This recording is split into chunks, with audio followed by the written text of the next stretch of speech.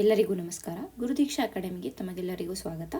ಈ ದಿನ ನಾವು ನೋಡ್ತಾ ಇರುವಂತಹ ಕರೆಂಟ್ ಅಫೇರ್ಸ್ ಬಂದು ಕರ್ನಾಟಕ ಸ್ಟೇಟ್ ಕರೆಂಟ್ ಅಫೇರ್ಸ್ ಬಗ್ಗೆ ನಾವು ಇವತ್ತು ಕಾನ್ಸಂಟ್ರೇಟ್ ಮಾಡ್ತಾ ಇದ್ವಿ. ಅಂದರೆ ವಿವಿಧ ಪೇಪರ್ಗಳಲ್ಲಿ ನ್ಯೂಸ್ ಪೇಪರ್ಗಳಲ್ಲಿ ಬಂದಿರುವಂತಹ ಕರ್ನಾಟಕಕ್ಕೆ ರಿಲೇಟ್ ಆಗಿರುವಂತಹ ಒಂದು ಕರೆಂಟ್ ಅಫೇರ್ಸ್ ಏನಿದೆ ಅದರ ಕುರಿತಾಗಿ ನಾವು ಇವತ್ತು ನೋಡ್ತೀವಿ. ಈಗ ಈ ದಿನದ ಆರ್ಟಿಕಲ್ಗಳನ್ನು ನೋಡೋಣ. ಮೊದಲಿಗೆ ಯಾವ ಯಾವ ಆರ್ಟಿಕಲ್ಗಳನ್ನು ನಾವು ನೋಡ್ತಾ ಇದ್ದೀವಿ ಅಂತ ನೋಡಿ, ತದನಂತರ ನಾವು ಆರ್ಟಿಕಲ್ಗಳ ಬಗ್ಗೆ ಡೀಟೇಲ್ ಆಗಿ ನೋಡೋಣ. ಇವತ್ತು ನಾವು ನೋಡ್ತಾ ಇರುವಂಥ ಟಾಪಿಕ್ಸ್ಗಳ ಲಿಸ್ಟ್ ಇಲ್ಲಿದೆ. ಮೊದಲಿಗೆ ಮೇಘಾಲಯಲ್ಲಿ ನಡೀತಾ ಇರುವಂಥ ಒಂದು ಇಲ್ಲಿಗಲ್ ಮೈನಿಂಗ್ ಏನಿದೆ ಅಲ್ಲಿ ಬ್ಲಾಸ್ಟ್ ಆಗಿದ್ದರಿಂದ ಸುಮಾರು 18 ಮಂದಿ ಸಾವನ್ನ ಅಪ್ಪಿದ್ದಾರೆ. ಸೊ ಆ ಒಂದು ಕುರಿತಾಗಿ ಈ ಒಂದು ವಿಷಯವನ್ನು ನೋಡ್ತೀವಿ. ತದನಂತರ ಡ್ರಾಫ್ಟ್ ಆಕ್ಯುಪೇಷನಲ್ ಸೇಫ್ಟಿ ರೂಲ್ಸನ್ನು ಕರ್ನಾಟಕ ಸರ್ಕಾರ ರಿಲೀಸ್ ಮಾಡಿದೆ. ಸೊ ಅದರ ಕುರಿತಾಗಿ ಇನ್ಫಾರ್ಮೇಷನನ್ನು ನೋಡ್ತೀವಿ. ಹಾಗೆಯೇ ಇವತ್ತಿನ ಒಂದು ಸ್ಪೆಷಲ್ ಆರ್ಟಿಕಲಲ್ಲಿ ಬನ್ನೇರುಘಟ್ಟ ನ್ಯಾಷನಲ್ ಪಾರ್ಕ್ ಏನಿದೆ ಅದು ಮತ್ತು ಅದರ ಸುತ್ತ ಇರುವಂಥ ಬಫರ್ ಝೋನ್ ಕಡಿಮೆ ಆಗ್ತಾ ಇರುವಂಥ ಕಾರಣ ಯಾವ ರೀತಿಯಾದ ಒಂದು ಪ್ರಭಾವಗಳು ಬೀಳ್ತಾ ಇದೆ ಅನ್ನೋದ್ರ ಬಗ್ಗೆ ನೋಡ್ತೀವಿ. ಸೊ ಅದನ್ನು ನೋಡ್ತೀವಿ. ತದನಂತರ ಈ ಒಂದು ಏನು ಮಿಸ್ಇನ್ಫಾರ್ಮೇಷನ್ ಮತ್ತು hate speech, Karnataka hate speech ಬಿಲ್ಲನ್ನು ಪಾಸ್ ಮಾಡೋದಕ್ಕೆ ಮುಂದಾಗ್ತಾ ಇದ್ದಾರೆ. ಸೊ ಅದೇ ಒಂದು ನಿಟ್ಟಿನಲ್ಲಿ ಈ ಹೇಟ್ ಸ್ಪೀಚನ್ನು ಐಡೆಂಟಿಫೈ ಮಾಡೋದಕ್ಕೆ, ದ್ವೇಷ ಭಾಷಣವನ್ನು ಐಡೆಂಟಿಫೈ ಮಾಡೋದಕ್ಕೆ ಇರ್ಬೋದು, ಇಲ್ಲ ಯಾವುದೇ ಒಂದು ಮಿಸ್ಇನ್ಫಾರ್ಮೇಷನ್ ಇದೆ ಅಂತಂದರೆ ಅದನ್ನು ಐಡೆಂಟಿಫೈ ಮಾಡೋದಕ್ಕಾಗಿ AI ಕೃತಕ ಬುದ್ಧಿಮತ್ತೆಯನ್ನು ಬಳಸ್ತೀವಿ ಅಂತ ಅಂದ್ಬಿಟ್ಟು ಸರ್ಕಾರ ಹೇಳಿದ್ದಾರೆ. ಸೊ ಅದರ ಕುರಿತಾಗಿ ನಾವು ನೋಡ್ತೀವಿ. ಹಾಗೆ ಇಲ್ಲಿ ಮತ್ತೊಂದು ಇನ್ಫಾರ್ಮೇಷನ್ ನಮಗೆ ಏನು ಗೊತ್ತಿರಬೇಕು ಅಂತಂದರೆ, ಈ ಒಂದು ಏನು ಕರ್ನಾಟಕ ಹೇಟ್ ಸ್ಪೀಚ್ ಬಿಲ್ ಏನಿದೆ ಇದಕ್ಕೆ ಗವರ್ನರ್ ಅವರು ಸಹಿ ಹಾಕಲಿಲ್ಲ. ಸೊ ಹಾಗಾಗಿ ಸರ್ಕಾರ ಏನು ಮಾಡಿದೆ ಅಂದರೆ ಪ್ರೆಸಿಡೆಂಟ್ ಅವರ ಮೊರೆ ಹೋಗಿದೆ. ಸೊ ಅಂದರೆ ಪ್ರೆಸಿಡೆಂಟ್ಗೆ ಡೈರೆಕ್ಟಾಗಿ ಈ ಒಂದು ಇದನ್ನು ಹೇಟ್ ಸ್ಪೀಚ್ ಬಿಲ್ಲನ್ನು ಕಳಿಸಿರುವಂಥದ್ದು ಅದು ಕೂಡ ನಮಗೆ ಇಂಪಾರ್ಟೆಂಟ್ ಆಗುತ್ತೆ. ತದನಂತರ ಈ ಡಾರ್ ಇನಿಷಿಯೇಟಿವ್ ಬಗ್ಗೆ ನೋಡ್ತೀವಿ. ನಂತರ ಬ್ರೇಕಿಂಗ್ ಆಫ್ ಟ್ರಾಫಿಕ್ ರೂಲ್ಸ್. ಈಗ ಟ್ರಾಫಿಕ್ ರೂಲ್ಸ್ಗಳನ್ನು ಏನಾದ್ರು ಬ್ರೇಕ್ ಮಾಡಿದ್ರೆ ದಂಡ ಹಾಕೋದಕ್ಕೆ ಮುಂಚೆ 2 ಅವರ್ ಪಾಠವನ್ನು ಕಳಿಸ್ತಾರೆ ಅನ್ನುವಂಥ ಒಂದು ಹೊಸದಾದ ಪಾಲಿಸಿಯನ್ನು ತರ್ತಾ ಇದೆ. ಪಾಲಿಸಿ ಅನ್ನೋದಕ್ಕಿಂತ ಒಂದು ಆ್ಯಕ್ಷನ್ಸನ್ನು ತಗೋತಾ ಇರೋದು. ಅಂದರೆ ಏನಾಗುತ್ತೆ ಅಂದರೆ ಜನಕ್ಕೆ ಈಗ ಟೈಮ್ ಕಡಿಮೆ ಇರುವಂಥ ಕಾರಣ ಅವ್ರು ಏನು ಮಾಡ್ತಾರೆ, ಅವಾಗ ಆ ಟ್ರಾಫಿಕ್ ರೂಲ್ಸನ್ನು ಕೇಳಿಸ್ಕೊಂಡು 2 ಅವರ್ ಆ ಒಂದು ಲೆಸನನ್ನು ಕೇಳಿಸ್ಕೊಳ್ಳೋದ್ರ ಬದಲು ನಾವು ಜಂಪ್ ಮಾಡದೇ ಇರೋದೇ ಪರವಾಗಿಲ್ಲ ಅನ್ನೋ ಆ ಒಂದು ನಡ್ಜ್ ಮಾಡೋದಕ್ಕೆ, ಬಿಹೇವಿಯರನ್ನು ನಡ್ಜ್ ಮಾಡೋದಕ್ಕೆ ಈ ರೀತಿಯಾದ ಒಂದು ಇನಿಷಿಯೇಟಿವನ್ನು ತೊಗೊಂಡಿದ್ದಾರೆ. ಅದರ ಕುರಿತಾಗಿ ನಾವು ನೋಡ್ತೀವಿ. ಸೊ ಈಗ ಮೊದಲನೇ ಆರ್ಟಿಕಲನ್ನು ನೋಡೋಣ. 18 killed in blast at illegal ಕೋಲ್ ಮೈನ್ ಇನ್ ಮೇಘಾಲಯ. ಸೊ ಈಗಾಗಲೇ ನಾನು ಹೇಳಿದ್ದೀನಿ, ಮೇಘಾಲಯದಲ್ಲಿ ಏನು ಇಲ್ಲಿಗಲ್ ಕೋಲ್ ಮೈನ್ಗಳೇನಿದ್ದಾವೆ ಇಲ್ಲಿ ರ್ಯಾಟ್ ಹೋಲ್ ಮೈನಿಂಗ್ ಅನ್ನುವಂಥ ಒಂದು ರ್ಯಾಟ್ ಹೋಲ್ ಟೆಕ್ನಿಕನ್ನು ಬಳಸ್ತಾರೆ. ಅಂದರೆ ಇಲ್ಲಿ ಏನಾಗುತ್ತೆ ಅಂದರೆ ಚಿಕ್ಕದಾಗಿ ಸುರಂಗ ಥರ ಕೊರೆದು ಅದರಿಂದ ಮೈನಿಂಗನ್ನು ಮಾಡುವಂಥ, ಅದರಿಂದ ಗಣಿಗಾರಿಕೆಯನ್ನು ಮಾಡ್ಕೊಂಡು ಬರ್ತಾ ಇರ್ತಾರೆ. ಸೊ ಇಲ್ಲಿ ಏನಾಗುತ್ತೆ ಅಂತಂದರೆ ಈ ರ್ಯಾಟ್ ಹೋಲ್ ಅಂತಂದರೆ ಚಿಕ್ಕದಾಗಿ ಇರುವಂಥ ಜಾಗ. ಅಲ್ಲಿ ಏನಾಗುತ್ತೆ ಅಂದರೆ ಗಾಳಿ ಸರಿಯಾಗಿ ಹೋಗೋದಿಲ್ಲ. ಅಕಸ್ಮಾತ್ ಏನಾದರೂ ಒಂಚೂರು ಅಲ್ಲಿ ಏನಾದರೂ ಫ್ಯೂಯಲ್ ಇರ್ಬೋದು, ಇಲ್ಲ ಒಂಚೂರು ಇಗ್ನಿಷನ್ ಆದರೂ ಕೂಡ ಅಲ್ಲಿ ಬ್ಲಾಸ್ಟ್ಗಳಾಗುವಂಥ ಸಾಧ್ಯತೆಗಳು ಬಹಳ ಹೆಚ್ಚಿರುತ್ತೆ. ಸೊ ಆ ಒಂದು ನಿಟ್ಟಿನಲ್ಲಿ ಆ್ಯಂಡ್ ಹಿಂದೆ ನಡೆದಿರುವಂಥ ಹಲವಾರು ಇನ್ಸಿಡೆಂಟ್ಸ್ಗಳನ್ನು ನೋಡಿ, ಫಾರ್ ಎಕ್ಸಾಂಪಲ್ ಇದೇ ಮೊದಲನೇ ಬಾರಿಗೆ ಅಲ್ಲ, ಜುಲೈ 2012ರಲ್ಲಿ, 2013ರಲ್ಲಿ, 2018ರಲ್ಲಿ ನೋಡ್ಬೋದು, 2021ರಲ್ಲಿ, 2025ರಲ್ಲೂ ಕೂಡ ಈ ರೀತಿಯಾಗಿ ನಡೆದಿರುವಂಥದ್ದು. ಸೊ ಇದನ್ನೆಲ್ಲ ನೋಡಿ ಸುಪ್ರೀಂ ಕೋರ್ಟ್ ಏನು ಹೇಳಿತ್ತು, ಸುಪ್ರೀಂ ಕೋರ್ಟ್ ಅಷ್ಟೇ NGT ನ್ಯಾಷನಲ್ ಗ್ರೀನ್ ಟ್ರೈಬ್ಯುನಲ್ ಬಂದು 2014ರಲ್ಲಿ ಈ ರ್ಯಾಟ್ ಹೋಲ್ ಮೈನಿಂಗನ್ನು ಬ್ಯಾನ್ ಮಾಡಿದ್ದಾರೆ. ರ್ಯಾಟ್ ಹೋಲ್ ಮೈನಿಂಗ್ ಅನ್ನುವಂಥ ಒಂದು ಟೆಕ್ನಿಕ್ ಏನಿದೆ ಇದನ್ನು ಬಳಸಬಾರ್ದು, ಇದರ ಒಂದು ಬಳಸುವಿಕೆ ಅಥವಾ ಈ ಒಂದು ರ್ಯಾಟ್ ಹೋಲ್ ಮೈನಿಂಗ್ ಏನಿದೆ ಇದು ಅಕ್ರಮ ಗಣಿಗಾರಿಕೆ ಆಗುತ್ತೆ ಅನ್ನುವಂಥದ್ದನ್ನು ಸುಪ್ರೀಂ ಕೋರ್ಟ್ ಈಗಾಗಲೇ ಹೇಳಿದ್ದಾರೆ. ಬಟ್ ಸ್ಟಿಲ್ ಈಗಲೂ ಕೂಡ ಇದನ್ನು ಫಾಲೋ ಮಾಡ್ಕೊಂಡು ಬರ್ತಾ ಇದ್ದಾರೆ. ಸೊ ಮೊದಲಿಗೆ ಏನು ಅಂತಂದರೆ ರ್ಯಾಟ್ ಹೋಲ್ ಮೈನಿಂಗ್ ಅಂತಂದರೆ ಏನು? ರ್ಯಾಟ್ ಹೋಲ್ ಮೈನಿಂಗ್ ಈಗಾಗಲೇ ನಾನು ಹೇಳಿರೋ ಥರ ತುಂಬ ಸಣ್ಣದಾದ ಸುರಂಗಗಳ ಮೂಲಕ ಇಲ್ಲಿ ಏನು ಮಾಡ್ತಾರೆ ಅಂತಂದರೆ ಆ ಒಂದು ಮೈನಿಂಗ್ ಅಥವಾ ಗಣಿಗಾರಿಕೆಯನ್ನು, ಕಲ್ಲಿದ್ದಲುಗಳನ್ನ ತೆಗೆಯುವಂಥ ಪದ್ಧತಿಯಾಗಿರುತ್ತೆ.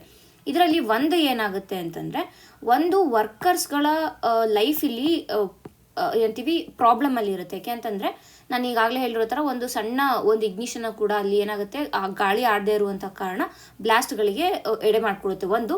ಪ್ಲಸ್ ಇನ್ನೊಂದೇನು ಅಂದರೆ ಉಸಿರಾಡೋದಕ್ಕೂ ಕೂಡ ಕಷ್ಟ ಆಗುತ್ತೆ ಆ ರ್ಯಾಟ್ ಹೋಲ್ ಮೈನಿಂಗ್ ಅಂತಂದಾಗ. ನಂತರ ಏನು ಅಂತಂದರೆ ಈ ರೀತಿಯಾದ ಒಂದು ಮೈನಿಂಗಿಂದ ಪರಿಸರಕ್ಕೂ ಕೂಡ ಹೆಚ್ಚಿನದಾಗಿ ಹಾನಿ ಆಗುತ್ತೆ ಅನ್ನೋದನ್ನು ನಾವು ಅರ್ಥ ಮಾಡ್ಕೋಬೇಕು. ಹಾಗಾಗಿ ಇದನ್ನು ಏನು ಮಾಡ್ತಾರೆ, ಇದನ್ನು ಇಲ್ಲಿಗಲ್ ಮೈನಿಂಗ್ ಅಂತ ಅಂದ್ಬಿಟ್ಟು ಸುಪ್ರೀಂ ಕೋರ್ಟ್ ಹಾಗೂ NGT ಎರಡೂ ಕೂಡ ಹೇಳಿರುವಂಥದ್ದು. ಸೊ ಇಷ್ಟು ನಮಗೆ ಏನು ನಡೀತಾ ಇದೆ ಅನ್ನೋದಾಯಿತು. ಇನ್ನು ಈ ಒಂದು ಜಾಗ ಎಲ್ಲಿ ನಡೆದಿರುವಂಥದ್ದು ಮೇಘಾಲಯ ನಮಗೆ ಜಿಯೋಗ್ರಫಿ ಪಾಯಿಂಟ್ ಆಫ್ ವ್ಯೂ ಅಲ್ಲಿ ಇಂಪಾರ್ಟೆಂಟ್ ಆಗುತ್ತೆ. ಆ್ಯಂಡ್ ಮೇಘಾಲಯದ ಈಸ್ಟ್ ಜೈಂತಿಯಾ ಹಿಲ್ಸಲ್ಲಿ ಈ ಒಂದು ಬ್ಲಾಸ್ಟ್ ನಡೆದಿರುವಂಥದ್ದು. ಸೊ ಅದಕ್ಕೆ ನಮಗೆ ಇಂಪಾರ್ಟೆಂಟ್ ಆಗುತ್ತೆ. ಒಂದು ಜಿಯೋಗ್ರಫಿ ಪಾಯಿಂಟ್ ಆಫ್ ವ್ಯೂ ಅಲ್ಲಿ ಈಗಾಗಲೇ ಮೇಘಾಲಯ ಬಗ್ಗೆ ನಿಮಗೆ ಗೊತ್ತಿರುತ್ತೆ. ಸೊ ನಾನು ಮತ್ತೆ ಅದನ್ನ ಇಲ್ಲಿ ರಿಪೀಟ್ ಮಾಡೋದಕ್ಕೆ ಹೋಗೋದಿಲ್ಲ. ಎರಡನೇದಾಗಿ ಏನು ಇಂಪಾರ್ಟೆಂಟ್ ಆಗುತ್ತೆ ಪ್ರಿಲಿಮ್ಸ್ಗೆ ಅಂತಂದರೆ ಒಂದು ಮೇಘಾಲಯ ಬಗ್ಗೆ, ಇನ್ನೊಂದು ರ್ಯಾಟ್ ಹೋಲ್ ಮೈನಿಂಗ್ ಬಗ್ಗೆ ನಮಗೆ ಬೇಕಾಗುತ್ತೆ. ಮತ್ತು ಮೂರನೇದಾಗಿ ಏನು ಇಂಪಾರ್ಟೆಂಟ್ ಆಗುತ್ತೆ ಅಂದರೆ NGT ಇಂಪಾರ್ಟೆಂಟ್ ಆಗುತ್ತೆ, ನ್ಯಾಷನಲ್ ಗ್ರೀನ್ ಟ್ರೈಬ್ಯುನಲ್ ಅಂತ ಏನು ಕರಿತೀವಿ ಇದನ್ನು ಎಸ್ಟಾಬ್ಲಿಷ್ ಮಾಡಿರುವಂಥದ್ದು 18ನೇ ಅಕ್ಟೋಬರ್ 2010 ಇದನ್ನು ಎಸ್ಟಾಬ್ಲಿಷ್ ಮಾಡಿರೋದು. ಅಂಡರ್ NGT ಆ್ಯಕ್ಟ್ ಅಡಿಯಲ್ಲೇ ಇದನ್ನು ಎಸ್ಟಾಬ್ಲಿಷ್ ಮಾಡಿರುವಂಥದ್ದು. ಮತ್ತು ಇದರ ಒಂದು ಪರ್ಪಸ್ ಏನು, ಇದನ್ನು ಯಾಕೆ ಎಸ್ಟಾಬ್ಲಿಷ್ ಮಾಡಿರೋದು ಅಂತಂದರೆ, ಈ ಒಂದು ಎನ್ವಿರಾನ್ಮೆಂಟ್ ಪರಿಸರಕ್ಕೆ ರಿಲೇಟ್ ಆಗಿರುವಂಥ ಏನಾದ್ರು ಕೇಸಸ್ಗಳಿದೆ ಅಂತಂದರೆ ಅವುಗಳ ಒಂದು ಡಿಸ್ಪೋಸಿಷನ್ ಏನಿರುತ್ತೆ ಅದನ್ನ ಬೇಗ ಡಿಸ್ಪೋಸ್ ಮಾಡೋದಕ್ಕೋಸ್ಕರ, ಅಂದರೆ ಆ ಒಂದು ಎನ್ವಿರಾನ್ಮೆಂಟ್ ರಿಲೇಟೆಡ್ ಏನೇ ಕೇಸ್ಗಳು ಬಂದರೂ ಕೂಡ ಮೊದಲಿಗೆ NGT ಅದನ್ನು ಬಗೆಹರಿಸೋದಕ್ಕೆ ನೋಡುತ್ತೆ. ಯಾಕೆ ಅಂತಂದರೆ ಸುಪ್ರೀಂ ಕೋರ್ಟ್ ಇರ್ಬೋದು, ಹೈಕೋರ್ಟ್ ಇರ್ಬೋದು, ಅವುಗಳ ಮೇಲೆ ಆಲ್ರೆಡಿ ವೇಕೆನ್ಸಿಯಿಂದ ಇರ್ಬೋದು, ಇಲ್ಲ ಕೇಸ್ಗಳ ಬರ್ಡನ್ ಹೆಚ್ಚಿರುವಂಥ ಕಾರಣ ಎನ್ವಿರಾನ್ಮೆಂಟ್ಗೆ, ಪರಿಸರಕ್ಕೆ ಒಂದು ಸೆಪರೇಟ್ ಆಗಿರುವಂಥ ಟ್ರೈಬ್ಯುನಲ್ ಬೇಕು ಅನ್ನುವಂಥ ದೃಷ್ಟಿಯಲ್ಲಿ NGTಯನ್ನು ಎಸ್ಟಾಬ್ಲಿಷ್ ಮಾಡಿರುವಂಥದ್ದು. ಇನ್ನು ಇದರ ಕಾಂಪೋಸಿಷನನ್ನು ನಾವು ನೋಡೋಕ್ಕೆ ಹೋದರೆ, ಒಂದು ರಿಟೈರ್ಡ್ ಸುಪ್ರೀಂ ಕೋರ್ಟ್ ಜಡ್ಜ್ ಏನಿರ್ತಾರೆ, ಸುಪ್ರೀಂ ಕೋರ್ಟಲ್ಲಿ ರಿಟೈರ್ ಆಗಿರುವಂಥ ಜಡ್ಜು ಇದರ ಚೇರ್ಪರ್ಸನ್ ಆಗಿರ್ತಾರೆ. ತದನಂತರ ಇದರ ಮೆಂಬರ್ಸ್ ಬಂದು ಒಂದು ಜುಡಿಷಿಯಲ್ ಮೆಂಬರ್ಸ್ ಇರ್ತಾರೆ, ಮತ್ತೊಂದು ಎಕ್ಸ್ಪರ್ಟೀಸ್ ಇರ್ತಾರೆ. ಅಂದರೆ ಈ ಒಂದು ಎನ್ವಿರಾನ್ಮೆಂಟ್ ಪರಿಸರ ತಜ್ಞರು ಅಂತ ಏನು ಹೇಳ್ತಾರೆ, ಆ ಒಂದು ಪರಿಸರ ತಜ್ಞರು ಕೂಡ ಈ ಒಂದು NGTಯ ಮೆಂಬರ್ಸ್ ಆಗಿರ್ತಾರೆ. ಹಾಗೆ ಯಾವ ಲಾಸ್ ಅಡಿಯಲ್ಲಿ ಬರುವಂಥ ಇಶ್ಯೂಸನ್ನು NGT ನೋಡ್ಬೋದು ಅಂತಂದರೆ ಇದು ನಮಗೆ ಪ್ರಿಲಿಮ್ಸ್ ಪಾಯಿಂಟ್ ಆಫ್ ವ್ಯೂಲಿ ಇಂಪಾರ್ಟೆಂಟ್ ಆಗುತ್ತೆ. ಮೊದಲಿಗೆ ಬಂದು ವಾಟರ್ ಪೊಲ್ಯೂಷನ್ ಆ್ಯಕ್ಟ್ 1974 ಬಂದಂಥ ವಾಟರ್ ಪೊಲ್ಯೂಷನ್ ಆ್ಯಕ್ಟು, ತದನಂತರ ಏರ್ ಪೊಲ್ಯೂಷನ್ ಆ್ಯಕ್ಟ್ ಏನಿದೆ, ಏರ್ ಪೊಲ್ಯೂಷನ್ ಆ್ಯಕ್ಟ್ 1981 ಬಂದಿರುವಂಥ ಏರ್ ಪೊಲ್ಯೂಷನ್ ಆ್ಯಕ್ಟು, ಮತ್ತು ಮೂರನೇದಾಗಿ ಎನ್ವಿರಾನ್ಮೆಂಟಲ್ ಪ್ರೊಟೆಕ್ಷನ್ ಆ್ಯಕ್ಟ್ 1986, ನಾಲ್ಕನೇದಾಗಿ ಫಾರೆಸ್ಟ್ ಕನ್ಸರ್ವೇಷನ್ ಆ್ಯಕ್ಟ್ 1980, ಮತ್ತು ಐದನೇದಾಗಿ ನೋಡಿದಾಗ ಬಯೋಲಾಜಿಕಲ್ ಡೈವರ್ಸಿಟಿ ಆ್ಯಕ್ಟ್ 2002. ಈ ಇಷ್ಟು ಲಾಗಳನ್ನು ಮಾತ್ರ ಕವರ್ ಮಾಡುತ್ತೆ NGT. ಈ ಇಷ್ಟು ಲಾಗಳ ಅಡಿಯಲ್ಲಿ ಅಥವಾ ಇಷ್ಟು ಮೇಜರ್ ಲಾಗಳು ಏನಿರುತ್ತೆ ಇದಕ್ಕೆ ರಿಲೇಟ್ ಆಗಿರುವಂಥ ಕೇಸ್ಗಳನ್ನು NGT ಡೀಲ್ ಮಾಡುವಂಥದ್ದು, ನ್ಯಾಷನಲ್ ಗ್ರೀನ್ ಟ್ರೈಬ್ಯುನಲ್. ಸೊ ಇಷ್ಟು ನಮಗೆ NGT ಬಗ್ಗೆ ಬೇಕಾಗಿರುವಂಥದ್ದು. ಆ್ಯಂಡ್ ಆಲ್ಸೋ ಇದರ ಅಪೀಲ್ ಏನಿರುತ್ತೆ, ಈ ಅಪೀಲ್ ಏನಾದ್ರು ಇದಕ್ಕೆ NGTಯ ಒಂದು ಆರ್ಡರ್ಗಳಿಗೆ ಏನಾದ್ರು ಅಪೀಲ್ ಮಾಡಬೇಕು ಅಂದರೆ ಡೈರೆಕ್ಟ್ ಸುಪ್ರೀಂ ಕೋರ್ಟ್ಗೆ ಹೋಗಿ ಅಪೀಲ್ ಮಾಡಬೇಕಾಗುತ್ತೆ. ಸೊ ಇಷ್ಟು ನಮಗೆ ಪ್ರಿಲಿಮ್ಸ್ ಪಾಯಿಂಟ್ ಆಫ್ ವ್ಯೂಲಿ ಬೇಕಾಗಿರೋದು. ಇನ್ನು ನಾವು ಮೇನ್ಸ್ ಪಾಯಿಂಟ್ ಆಫ್ ವ್ಯೂಲಿ ನೋಡ್ತೀವಿ ಅಂತ ಹೋದರೆ, ಈ ಒಂದು ಇಶ್ಯೂ ಏನಿದೆ, ಕೋಲ್ ಮೈನಿಂಗ್ ಇರ್ಬೋದು, ರ್ಯಾಟ್ ಹೋಲ್ ಮೈನಿಂಗ್ ಏನಿದೆ, ಇದು ನಮಗೆ ಇಂಪಾರ್ಟೆಂಟ್ ಆಗುತ್ತೆ. ಸೊ ಅದರ ಬಗ್ಗೆ ಸ್ವಲ್ಪ ಇನ್ಫಾರ್ಮೇಷನನ್ನು ನೋಡೋಣ. ಸೊ ಮೊದಲಿಗೆ ಇಲ್ಲಿ ಏನೇನು ಇಶ್ಯೂಗಳು ಬರುತ್ತೆ ಅಂತಂದರೆ ಇಶ್ಯೂಸ್ಗಳನ್ನು ನೋಡ್ಕೊಂಡು ಹೋಗೋಣ. ವಿತ್ ರೆಸ್ಪೆಕ್ಟ್ ಟು ಮೇನ್ಸ್ ನೋಡ್ತಾ ಇದ್ದೀವಿ ನಾವು. ಯಾವುದು rat hole mining illegal mining ಆಗಿರುತ್ತೆ, ಅಕ್ರಮ ಗಣಿಗಾರಿಕೆ ಆಗಿರುವಂಥ ಕಾರಣ ಇದರಿಂದ ಆಗುವಂಥ ಕೆಲವಷ್ಟು ಸಮಸ್ಯೆಗಳೇನು ಅನ್ನೋದನ್ನು ನೋಡಬೇಕು. ಮೊದಲಿಗೆ ಈಗಾಗಲೇ ನಾನು ಮಾತಾಡಿರೋ ಥರ ಎನ್ವಿರಾನ್ಮೆಂಟ್ ಡಿಗ್ರೇಡೇಷನ್ ಆಗುತ್ತೆ, ಪರಿಸರಕ್ಕೆ ಹಾನಿ ಆಗುತ್ತೆ ಅನ್ನುವಂಥದ್ದು. ಎರಡನೇದಾಗಿ ನಾವು ನೋಡಿದಾಗ ಇಲ್ಲಿ ಟ್ರೈಬಲ್ ರೈಟ್ಸ್ ಏನಿರುತ್ತೆ, ಈ ಒಂದು ಬುಡಕಟ್ಟು ಜನಾಂಗದ ಹಕ್ಕುಗಳೇನಿದೆ ಅದು ಇಲ್ಲಿ ಹಾನಿ ಆಗ್ತಾ ಇರುತ್ತೆ ವರ್ಸಸ್ ರೆಗ್ಯುಲೇಷನ್. ಅಂದರೆ ಇವೆರಡರ ಮಧ್ಯೆ ಒಂದು ಕಾನ್ಫ್ಲಿಕ್ಟ್ ಬರುತ್ತೆ ಅನ್ನೋದನ್ನು ನಾವು ಅರ್ಥ ಮಾಡ್ಕೋಬೇಕು. ಮತ್ತು ಮೂರನೇದಾಗಿ ನೋಡಿದಾಗ ಲೇಬರ್ ಸೇಫ್ಟಿ ನೆಟ್ಗೆ ಸರಿಗೆ ಇರೋದಿಲ್ಲ ಅನ್ನುವಂಥದ್ದು. ಅಂದರೆ ಲೇಬರ್ ಸೇಫ್ಟಿ ಮತ್ತು ಹ್ಯೂಮನ್ ರೈಟ್ಸ್. ಯಾಕೆ ಅಂತಂದರೆ ಇಲ್ಲಿ ಆರ್ಟಿಕಲ್ 21 ಏನು ಹೇಳುತ್ತೆ, right to life and livelihood ಅಲ್ವಾ. So right to life and ಲೈವ್ಲಿಹುಡ್ಡಲ್ಲಿ ಈ ಲೇಬರ್ ಸೇಫ್ಟಿನೂ ಇನ್ಕ್ಲೂಡ್ ಆಗಿರುತ್ತೆ. ಬಟ್ ಈ ಒಂದು ರ್ಯಾಟ್ ಹೋಲ್ ಮೈನಿಂಗ್ ಏನಿದೆ ಇಲ್ಲಿ ಲೇಬರ್ ಸೇಫ್ಟಿ ಇರೋದಿಲ್ಲ ಅನ್ನುವಂಥದ್ದು. ಅಂದರೆ ಆ ಒಂದು ಕಾರ್ಮಿಕರ ಒಂದು ಹೆಲ್ತ್ ಇರ್ಬೋದು ಅಥವಾ ಕಾರ್ಮಿಕರ ಒಂದು ಜೀವಕ್ಕೆ ಇಲ್ಲಿ ಅಪಾಯ ಇರುತ್ತೆ ಅನ್ನೋದನ್ನು ನಾವು ಅರ್ಥ ಮಾಡ್ಕೋಬೇಕಾಗತ್ತೆ. ತದನಂತರ ನಮ್ಮ ಒಂದು ಸಂವಿಧಾನದ ಆ್ಯಂಗಲ್ ಅಥವಾ ಕಾನ್ಸ್ಟಿಟ್ಯೂಷನ್ ಆ್ಯಂಗಲಲ್ಲಿ ನಾವು ನೋಡೋಕ್ಕೆ ಹೋದರೆ, ಮೇಘಾಲಯ ಬಂದು 6th ಶೆಡ್ಯೂಲ್ ಅಡಿಯಲ್ಲಿ ಬರುವಂಥ ಒಂದು ರಾಜ್ಯ ಆಗಿರುತ್ತೆ. ಅಂದರೆ ಅಲ್ಲಿ ಸ್ಟೇಟ್ ಅಟಾನಮಿಯನ್ನು ಮೇಂಟೈನ್ ಮಾಡಬೇಕು, ರಾಜ್ಯದ ಒಂದು ಸ್ವತಂತ್ರತೆಯನ್ನು ಮೇಂಟೈನ್ ಮಾಡಬೇಕು. ಅಟ್ ದ ಸೇಮ್ ಟೈಮ್ ಕೇಂದ್ರ ಸರ್ಕಾರದ ಪರಿಸರಕ್ಕೆ ರಿಲೇಟ್ ಆಗಿರುವಂಥ ಕೆಲವಷ್ಟು ಪಾಲಿಸಿಗಳೇನಿದೆ, ಕ್ರಮಗಳೇನಿದೆ ಅದನ್ನು ಕೂಡ ಅಲ್ಲಿ ಎನ್ಫೋರ್ಸ್ ಮಾಡಬೇಕಾಗತ್ತೆ. ಸೊ ಒಂದು ಕಡೆ ರಾಜ್ಯದ ಒಂದು ಅಟಾನಮಿಯನ್ನು ಮೇಂಟೈನ್ ಮಾಡಬೇಕು, ಅದರ ಜೊತೆಗೆ ಎನ್ವಿರಾನ್ಮೆಂಟಲ್ ಲಾಸನ್ನು ಕೂಡ ಇಲ್ಲಿ ಅಪ್ಲೈ ಮಾಡಬೇಕು. ಸೊ ಇದು ಕೂಡ ಇಲ್ಲಿ ಕ್ವೆಶನ್ ಆಗುತ್ತೆ. ಅಂದರೆ ಆ ಒಂದು ಇಶ್ಯೂ ಕೂಡ ನಾವು ಇಲ್ಲಿ ನೋಡ್ಬೋದು. ಸೊ ಹಾಗಾದರೆ ಮುಂದೆ ಏನು ಮಾಡಬೇಕು ಅಥವಾ ಸೊಲ್ಯೂಷನ್ ಏನು ಅಂತಂದರೆ, ಒಂದು ಸೈಂಟಿಫಿಕ್ ಮೈನಿಂಗ್ಗೆ ಹೋಗಬೇಕು ಅಂತ ಹೇಳ್ತಿದ್ದಾರೆ. ಸೈಂಟಿಫಿಕ್ ಮೈನಿಂಗ್ ಮಾಡಬೇಕು, ಅದರ ಜೊತೆಗೆ ಈ ಮೈನಿಂಗ್ಗಳು ಗಣಿಗಾರಿಕೆ ಏನಿದೆ ಇದನ್ನು ರೆಗ್ಯುಲೇಟ್ ಮಾಡಬೇಕು ಅನ್ನುವಂಥದ್ದು ಇಲ್ಲಿ ನಾವು ಅರ್ಥ ಮಾಡ್ಕೋಬೇಕಾಗಿರೋದು.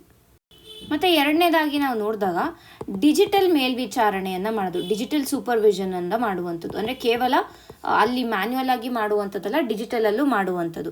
ಆ್ಯಂಡ್ ಆಲ್ಸೋ ನೆಕ್ಸ್ಟ್ ಏನು ಮಾಡ್ಬೋದು ಅಂತಾರೆ, ಈ ರ್ಯಾಟ್ ಹೋಲ್ ಮೈನಿಂಗ್ಗೆ ಯಾಕೆ ಹೋಗ್ತಾರೆ ಜನ ಅಂತಾರೆ, ಅವರಿಗೆ ಬೇರೆ ಯಾವುದು ಕೆಲಸ ಸಿಗದೆ ಇರೋದು ಕಾರಣ, ಒಂದು ಇನ್ಕಮ್ ಇರಬೇಕು, ಒಂದು ಆದಾಯ ಸೋರ್ಸ್ ಇರಬೇಕು ಅನ್ನುವಂಥ ಕಾರಣಕ್ಕೆ ಜನ ಅಲ್ಲಿ ಹೋಗ್ತಾರೆ ತಮ್ಮ ಒಂದು ಪ್ರಾಣವನ್ನು ಒತ್ತೆ ಇಟ್ಟು. ಸೊ ಹಾಗಾಗಿ ಅವ್ರಿಗೆ ಏನು ಮಾಡಿ ಅಂತಂದರೆ ಒಂದು ಆಲ್ಟರ್ನೇಟ್ ಪರ್ಯಾಯವಾಗಿ ಅವ್ರಿಗೆ ಉದ್ಯೋಗಗಳನ್ನು ಕೊಡಿ, ಜಾಬನ್ನು ಕೊಡಿ, ಅಥವಾ ಪರ್ಯಾಯವಾದ ಒಂದು ಜೀವನೋಪಾಯವನ್ನು ಒಂದು ಕೊಡಿ, ಆಲ್ಟರ್ನೇಟ್ ಲೈವ್ಲಿಹುಡ್ಡನ್ನು ಅವ್ರಿಗೆ ಒದಗಿಸಿ ಅನ್ನುವಂಥದ್ದು. ತದನಂತರ ಸೆಂಟರ್ ಮತ್ತು ಸ್ಟೇಟ್ ಎರಡೂ ಕೂಡ ಇಲ್ಲಿ ಸಹಕಾರವನ್ನು ಮಾಡಬೇಕು. ಅಂದರೆ ರಾಜ್ಯ ಮತ್ತು ಕೇಂದ್ರ ಸರ್ಕಾರ ಇದೆ ಒಟ್ಟಿಗೆ ಈ ಒಂದು ರ್ಯಾಟ್ ಹೋಲ್ ಮೈನಿಂಗನ್ನು ನಿಲ್ಲಿಸೋದಕ್ಕೆ, ನಿಷೇಧ ತರೋದಕ್ಕೆ ವರ್ಕ್ ಮಾಡಬೇಕು ಅನ್ನುವಂಥದ್ದು. And also at the same time community participation ಇರಬೇಕು. ಅಲ್ಲಿನ ಒಂದು ಏನು ಸ್ಥಳೀಯ ಸಮುದಾಯ ಏನಿರುತ್ತೆ ಅದು ಕೂಡ ಇಲ್ಲಿ ಪಾರ್ಟಿಸಿಪೇಟ್ ಮಾಡಿದ್ರೆ ಮಾತ್ರನೇ ಈ ಒಂದು ರ್ಯಾಟ್ ಹೋಲ್ ಮೈನಿಂಗನ್ನು ಕಂಪ್ಲೀಟಾಗಿ ನಾವು ತೊಲಗಿಸೋದಕ್ಕೆ ಆಗುತ್ತೆ ಅನ್ನುವಂಥದ್ದನ್ನು ಅರ್ಥ ಮಾಡ್ಕೋಬೇಕಾಗುತ್ತೆ. ಸೊ ಇಷ್ಟು ಈ ಒಂದು ಆರ್ಟಿಕಲಲ್ಲಿ ಬೇಕಾಗಿರುವಂಥ ಒಂದು ಅಂಶ ಆಗಿದೆ. ಈಗ ಮುಂದಿನ ಒಂದು ಆರ್ಟಿಕಲನ್ನು ನೋಡೋಣ. Unions flag over time definition of factory in draft code. ಇಲ್ಲಿ ಇಶ್ಯೂ ಏನು ಅಂತಂದರೆ, ಕರ್ನಾಟಕ ಸರ್ಕಾರ ಜನವರಿ 27ನೇ ತಾರೀಕು 2026ರಂದು ಒಂದು ಕರಡು ಪ್ರತಿಯನ್ನು ರಿಲೀಸ್ ಮಾಡಿತ್ತು ವಿತ್ ರೆಸ್ಪೆಕ್ಟ್ ಟು ಏನು ಅಂತಂದರೆ ಆಕ್ಯುಪೇಷನಲ್ ಸೇಫ್ಟಿ ರೂಲ್ಸ್ ಏನಿದೆ ಇದಕ್ಕೆ ರಿಲೇಟ್ ಆಗಿರುವಂಥ, ಅಂದರೆ ಉದ್ಯೋಗ ಸುರಕ್ಷತೆ, ಆರೋಗ್ಯ ಮತ್ತು ಕೆಲಸದ ಪರಿಸ್ಥಿತಿ ಸಂಹಿತೆ ಏನಿದೆ, occupational safety and health hazard ಅನ್ನುವಂಥ ಒಂದು ಏನು ನಿಯಮಗಳು ಏನಿದೆ ಅಥವಾ ಒಂದು ಕೋಡ್ ಏನಿದೆ ಅದಕ್ಕೆ ಯಾವಾಗ ಇದು ಬಂದಿದ್ದು 2020ರಲ್ಲಿ ಆ ಕೋಡ್ ಅಡಿಯಲ್ಲಿ ಈ ಒಂದು ರೂಲ್ಸನ್ನು ಪ್ರಕಟಿಸಿರೋದು. ಇದು ಏನು ಕೇವಲ ಕರಡು ಸಂಹಿತೆ ಅಷ್ಟೇ ಅಥವಾ ಕರಡು ರೂಲ್ಸ್ ಅಷ್ಟೇನೆ, ಇದು ಆ್ಯಕ್ಚುಲ್ ಅಲ್ಲ, ಇದು ಡ್ರಾಫ್ಟ್ ಅಷ್ಟೇ ಅನ್ನುವಂಥದ್ದು. ಒಂದು ಕರಡು ನಿಯಮಗಳು ಏನು ಬಿಟ್ಟಿದ್ದಾರೆ ಇದಕ್ಕೆ ಯೂನಿಯನ್ಗಳು, ವರ್ಕರ್ಗಳ ಯೂನಿಯನ್ಗಳು ಹಲವಷ್ಟು ಇಶ್ಯೂಗಳಿದೆ ಅಂತ ಅಂದ್ಬಿಟ್ಟು ಹೇಳಿದ್ದಾರೆ. ಸೊ ಆ ಇಶ್ಯೂಗಳು ಏನು ಅನ್ನೋದನ್ನು ನೋಡೋಣ. ಇಲ್ಲಿ ನಮಗೆ ಇದು ಎರಡು ರೀತಿಯಾಗಿ ಇಂಪಾರ್ಟೆಂಟ್ ಆಗುತ್ತೆ. ವಿತ್ ರೆಸ್ಪೆಕ್ಟ್ ಟು ಪ್ರಿಲಿಮ್ಸ್ ನಾವು ನೋಡಿದಾಗ ಮೊದಲಿಗೆ ಈ ಒಂದು ಆಕ್ಯುಪೇಷನಲ್ ಸೇಫ್ಟಿ ರೂಲ್ಸ್ನ ಪ್ರಾವಿಷನ್ಸ್ಗಳು ಏನಿದೆ ಈ ಪ್ರಾವಿಷನ್ಸ್ಗಳು ಇಂಪಾರ್ಟೆಂಟ್ ಆಗುತ್ತೆ. ಅದರಲ್ಲಿ ಏನೇನು ಹೇಳಿದ್ದಾರೆ ಅಂದರೆ ದಿನಕ್ಕೆ ಎಷ್ಟು ಗಂಟೆ ವರ್ಕ್ ಮಾಡಬೇಕು ಅಥವಾ ವಾರಕ್ಕೆ ಎಷ್ಟು ಗಂಟೆ, ಓವರ್ ಟೈಮ್ ಅಂದರೆ ಎಷ್ಟಿರಬೇಕು, ಇವುಗಳ ಬಗ್ಗೆ ಕೆಲವಷ್ಟು ಸ್ಟ್ಯಾಟಿಸ್ಟಿಕ್ಸ್ ನಮಗೆ ಗೊತ್ತಿರಬೇಕು. ಇನ್ನು ವಿತ್ ರೆಸ್ಪೆಕ್ಟ್ ಟು ಮೇನ್ಸ್ ಬಂದಾಗ ಈ ಒಂದು ಓವರ್ ಆಲ್ ರೂಲ್ಸ್ ಏನಿದೆ ಇದನ್ನೇ ಡೈರೆಕ್ಟಾಗಿ ಕ್ರಿಟಿಕಲಿ ಅನಲೈಸ್ ಅಂತ ಕ್ವೆಶನ್ಸನ್ನು ಕೇಳ್ಬೋದು. ಇಲ್ಲ ಅಂತಂದರೆ ಈ ರೀತಿಯಾದ ಒಂದು ರೂಲ್ಸ್ಗಳು ವರ್ಕರ್ಗಳ ಮೇಲೆ, ಕಾರ್ಮಿಕರ ಮೇಲೆ ಯಾವ ರೀತಿಯಾದ ಒಂದು ಪರಿಣಾಮವನ್ನು ಬೀರ್ತಾ ಇದೆ ಮತ್ತು ಅದರಲ್ಲಿರುವಂಥ ಇಶ್ಯೂಗಳು ಏನು, ಯಾವ ರೀತಿಯಾಗಿ ಇದನ್ನ ಸಾಲ್ವ್ ಮಾಡ್ಬೋದು ಅನ್ನುವಂಥ ಒಂದು ಕ್ವೆಶನ್ಸ್ಗಳನ್ನು ಕೇಳ್ಬೋದಾಗುತ್ತೆ. ಸೊ ಆ ದೃಷ್ಟಿಯಿಂದ ಇವತ್ತು ನಾವು ಈ ಆರ್ಟಿಕಲನ್ನು ನೋಡೋಣ. ಸೊ ಮೊದಲಿಗೆ ಏನು ಅಂತಂದರೆ ಈ ಒಂದು ಏನು draft occupational safety and social security rules ಏನಿದೆ ಇದರಲ್ಲಿ ಏನೇನು ಅಥವಾ ಇದರ ಒಂದು ಉದ್ದೇಶ ಏನು ಅಂತ ನೋಡೋಣ. ಮೊದಲಿಗೆ ಇದರ ಆಬ್ಜೆಕ್ಟಿವ್ ಏನು ಅನ್ನೋದು ಬೇಕು. ಒಂದು ಏನು ಅಂತಂದರೆ ಉದ್ಯೋಗ ಸ್ಥಳಗಳಲ್ಲಿ, ಅಂದರೆ ಇವಾಗ ಏನು ಎಂಪ್ಲಾಯ್ಮೆಂಟ್ ಪ್ಲೇಸಸ್ಗಳು ಏನಿರ್ತವೆ ಅಲ್ಲಿ ಯಾವುದೇ ರೀತಿಯಾದ ಒಂದು ಆಕ್ಸಿಡೆಂಟ್ಸ್ಗಳು, ಅಪಘಾತಗಳು ಆಗದೇ ಇರುವಂತೆ ನೋಡ್ಕೊಳ್ಳೋದಕ್ಕೆ. ಸೊ ಮೊದಲಿಗೆ ಆಕ್ಸಿಡೆಂಟ್ಗಳನ್ನು ತಡೆಯೋದಕ್ಕೆ ಎಲ್ಲಿ, ಉದ್ಯೋಗದ ಜಾಗದಲ್ಲಿ ಅಂದರೆ ಎಂಪ್ಲಾಯ್ಮೆಂಟ್ ಪ್ಲೇಸಸಲ್ಲಿ. ಎರಡನೇದಾಗಿ ಏನು ಅಂತಂದರೆ ಕಾರ್ಮಿಕರ ಆರೋಗ್ಯ ರಕ್ಷಣೆ ಅನ್ನುವಂಥದ್ದು. ಸೊ ಇಲ್ಲಿ ಎಂಪ್ಲಾಯಿಗಳು ಏನಿರ್ತಾರೆ ಅವರ ಒಂದು ಸೇಫ್ಟಿ, ಹೆಲ್ತ್ ಸೇಫ್ಟಿ ಅನ್ನುವಂಥದ್ದು ಇಲ್ಲಿ ಇಂಪಾರ್ಟೆಂಟ್ ಆಗುತ್ತೆ. ಮೂರನೇದಾಗಿ ನೋಡಿದಾಗ ಇಲ್ಲಿ ಆರ್ಗನೈಸ್ಡ್ ಆ್ಯಂಡ್ ಅನ್ಆರ್ಗನೈಸ್ಡ್ ಸೆಕ್ಟರ್ ಎರಡಕ್ಕೂ ಕೂಡ ಒಂದೇ ನಿಯಮಗಳು ಅಪ್ಲೈ ಆಗಬೇಕು, ಆ ರೀತಿಯಾಗಿ ಇರಬೇಕು ಅನ್ನುವಂಥದ್ದು. ಮತ್ತು ನಾಲ್ಕನೇದಾಗಿ ನೋಡಿದಾಗ ಈ ಒಂದು ಉದ್ಯೋಗದಾತರ ಒಂದು ಜವಾಬ್ದಾರಿ ಏನಿರುತ್ತೆ, ಅಂದರೆ ಈಗ ಏನು ಎಂಪ್ಲಾಯರ್ಗಳು ಏನಿರ್ತಾರೆ ಅವರ ಒಂದು ರೆಸ್ಪಾನ್ಸಿಬಿಲಿಟಿಗಳನ್ನು ಸರಿಯಾಗಿ ಅವ್ರಿಗೆ ಅರಿವು ಮಾಡಿಸ್ಕೊಡೋದು ಕೂಡ ಇದರ ಒಂದು ಮುಖ್ಯ ಉದ್ದೇಶ ಅಂತ ಹೇಳ್ಬೋದು. ಸೊ ಇದರ ಉದ್ದೇಶ 4 ಉದ್ದೇಶಗಳು ನಮಗೆ ಇಲ್ಲಿ ಗೊತ್ತಾಯಿತು. ಇನ್ನು ಇದರಲ್ಲಿ ನಮಗೆ ಏನು ಅಂತಂದರೆ ಕೆಲವಷ್ಟು ಪ್ರಮುಖ ಅಂಶಗಳು ಬೇಕಾಗುತ್ತೆ. ಏನೇನು ಪ್ರಮುಖ ಅಂಶಗಳು ಅಂತಂದರೆ ಮೊದಲಿಗೆ ಎಲ್ಲ ಸಂಸ್ಥೆಗಳು ಕೂಡ ಈ ಒಂದು ಇದರಡಿಯಲ್ಲಿ ರಿಜಿಸ್ಟರ್ ಆಗಬೇಕು ಅಲ್ವಾ, ಒಂದು ನೋಂದಣಿಯನ್ನು ಮಾಡ್ಕೊಂಡಿರಬೇಕು. ತದನಂತರ ಏನು ಅಂದರೆ ಈ ಒಂದು ಅಪಾಯಕಾರಿ ಉದ್ಯೋಗಗಳು ಏನಿರ್ತವೆ ಅಂದರೆ ಈಗ ಹಜಾರ್ಡಸ್ ಇಂಡಸ್ಟ್ರೀಸ್ಗಳಂತ ಏನು ಕರಿತೀವಿ ಅಂತಹ ಇಂಡಸ್ಟ್ರಿಗಳು ವಿಶೇಷವಾಗಿರುವಂಥ ಕೆಲವಷ್ಟು ಸುರಕ್ಷತಾ ಮಾನದಂಡಗಳನ್ನು, ಸುರಕ್ಷತಾ ಗೈಡ್ಲೈನ್ಸ್ಗಳನ್ನು ಕೊಟ್ಟಿದ್ದಾರೆ, ಅದನ್ನು ಫಾಲೋ ಮಾಡಬೇಕಾಗತ್ತೆ. ಮೂರನೇದಾಗಿ ನೋಡಿದಾಗ ನಿಯಮಿತವಾಗಿ ವೈದ್ಯಕೀಯ ತಪಾಸಣೆಯನ್ನು ಮಾಡುವಂಥದ್ದು. ಸೊ ಅದನ್ನು ಕೂಡ ಎಂಪ್ಲಾಯರ್ಗಳು ಕರೆಕ್ಟಾಗಿ ನೋಡ್ಕೋಬೇಕು ಅಂತ. ಸೊ ಇಷ್ಟು ಆ್ಯಕ್ಚುಲಾಗಿ ಪ್ರಮುಖ ಅಂಶಗಳಿರುವಂಥದ್ದು.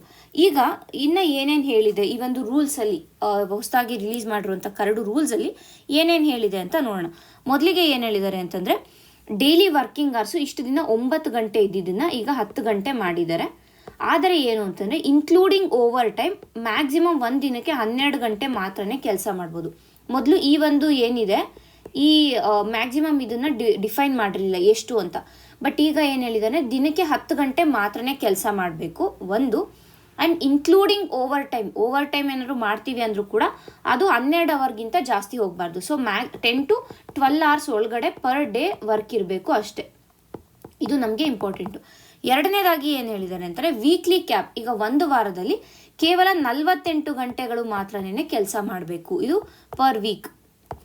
ಓಕೆನಾ. ಆ್ಯಂಡ್ ಇದೇನಾಗುತ್ತೆ ಅಂದರೆ ಈಗ ಏನಾದ್ರು 48 ಗಂಟೆಗಿಂತ ಹೆಚ್ಚಿನದಾಗಿ ಅವ್ರು ಕೆಲಸ ಮಾಡಿದ್ದಾರೆ ಅಂದರೆ ಅದನ್ನ ಓವರ್ ಟೈಮ್ ಅಂತ ಕನ್ಸಿಡರ್ ಮಾಡಿ ಅದಕ್ಕೆ ಎಕ್ಸ್ಟ್ರಾ ಬೇರೆ ಪೇಮೆಂಟನ್ನು ಕೊಡಬೇಕಾಗುತ್ತೆ ಅನ್ನುವಂಥದ್ದು.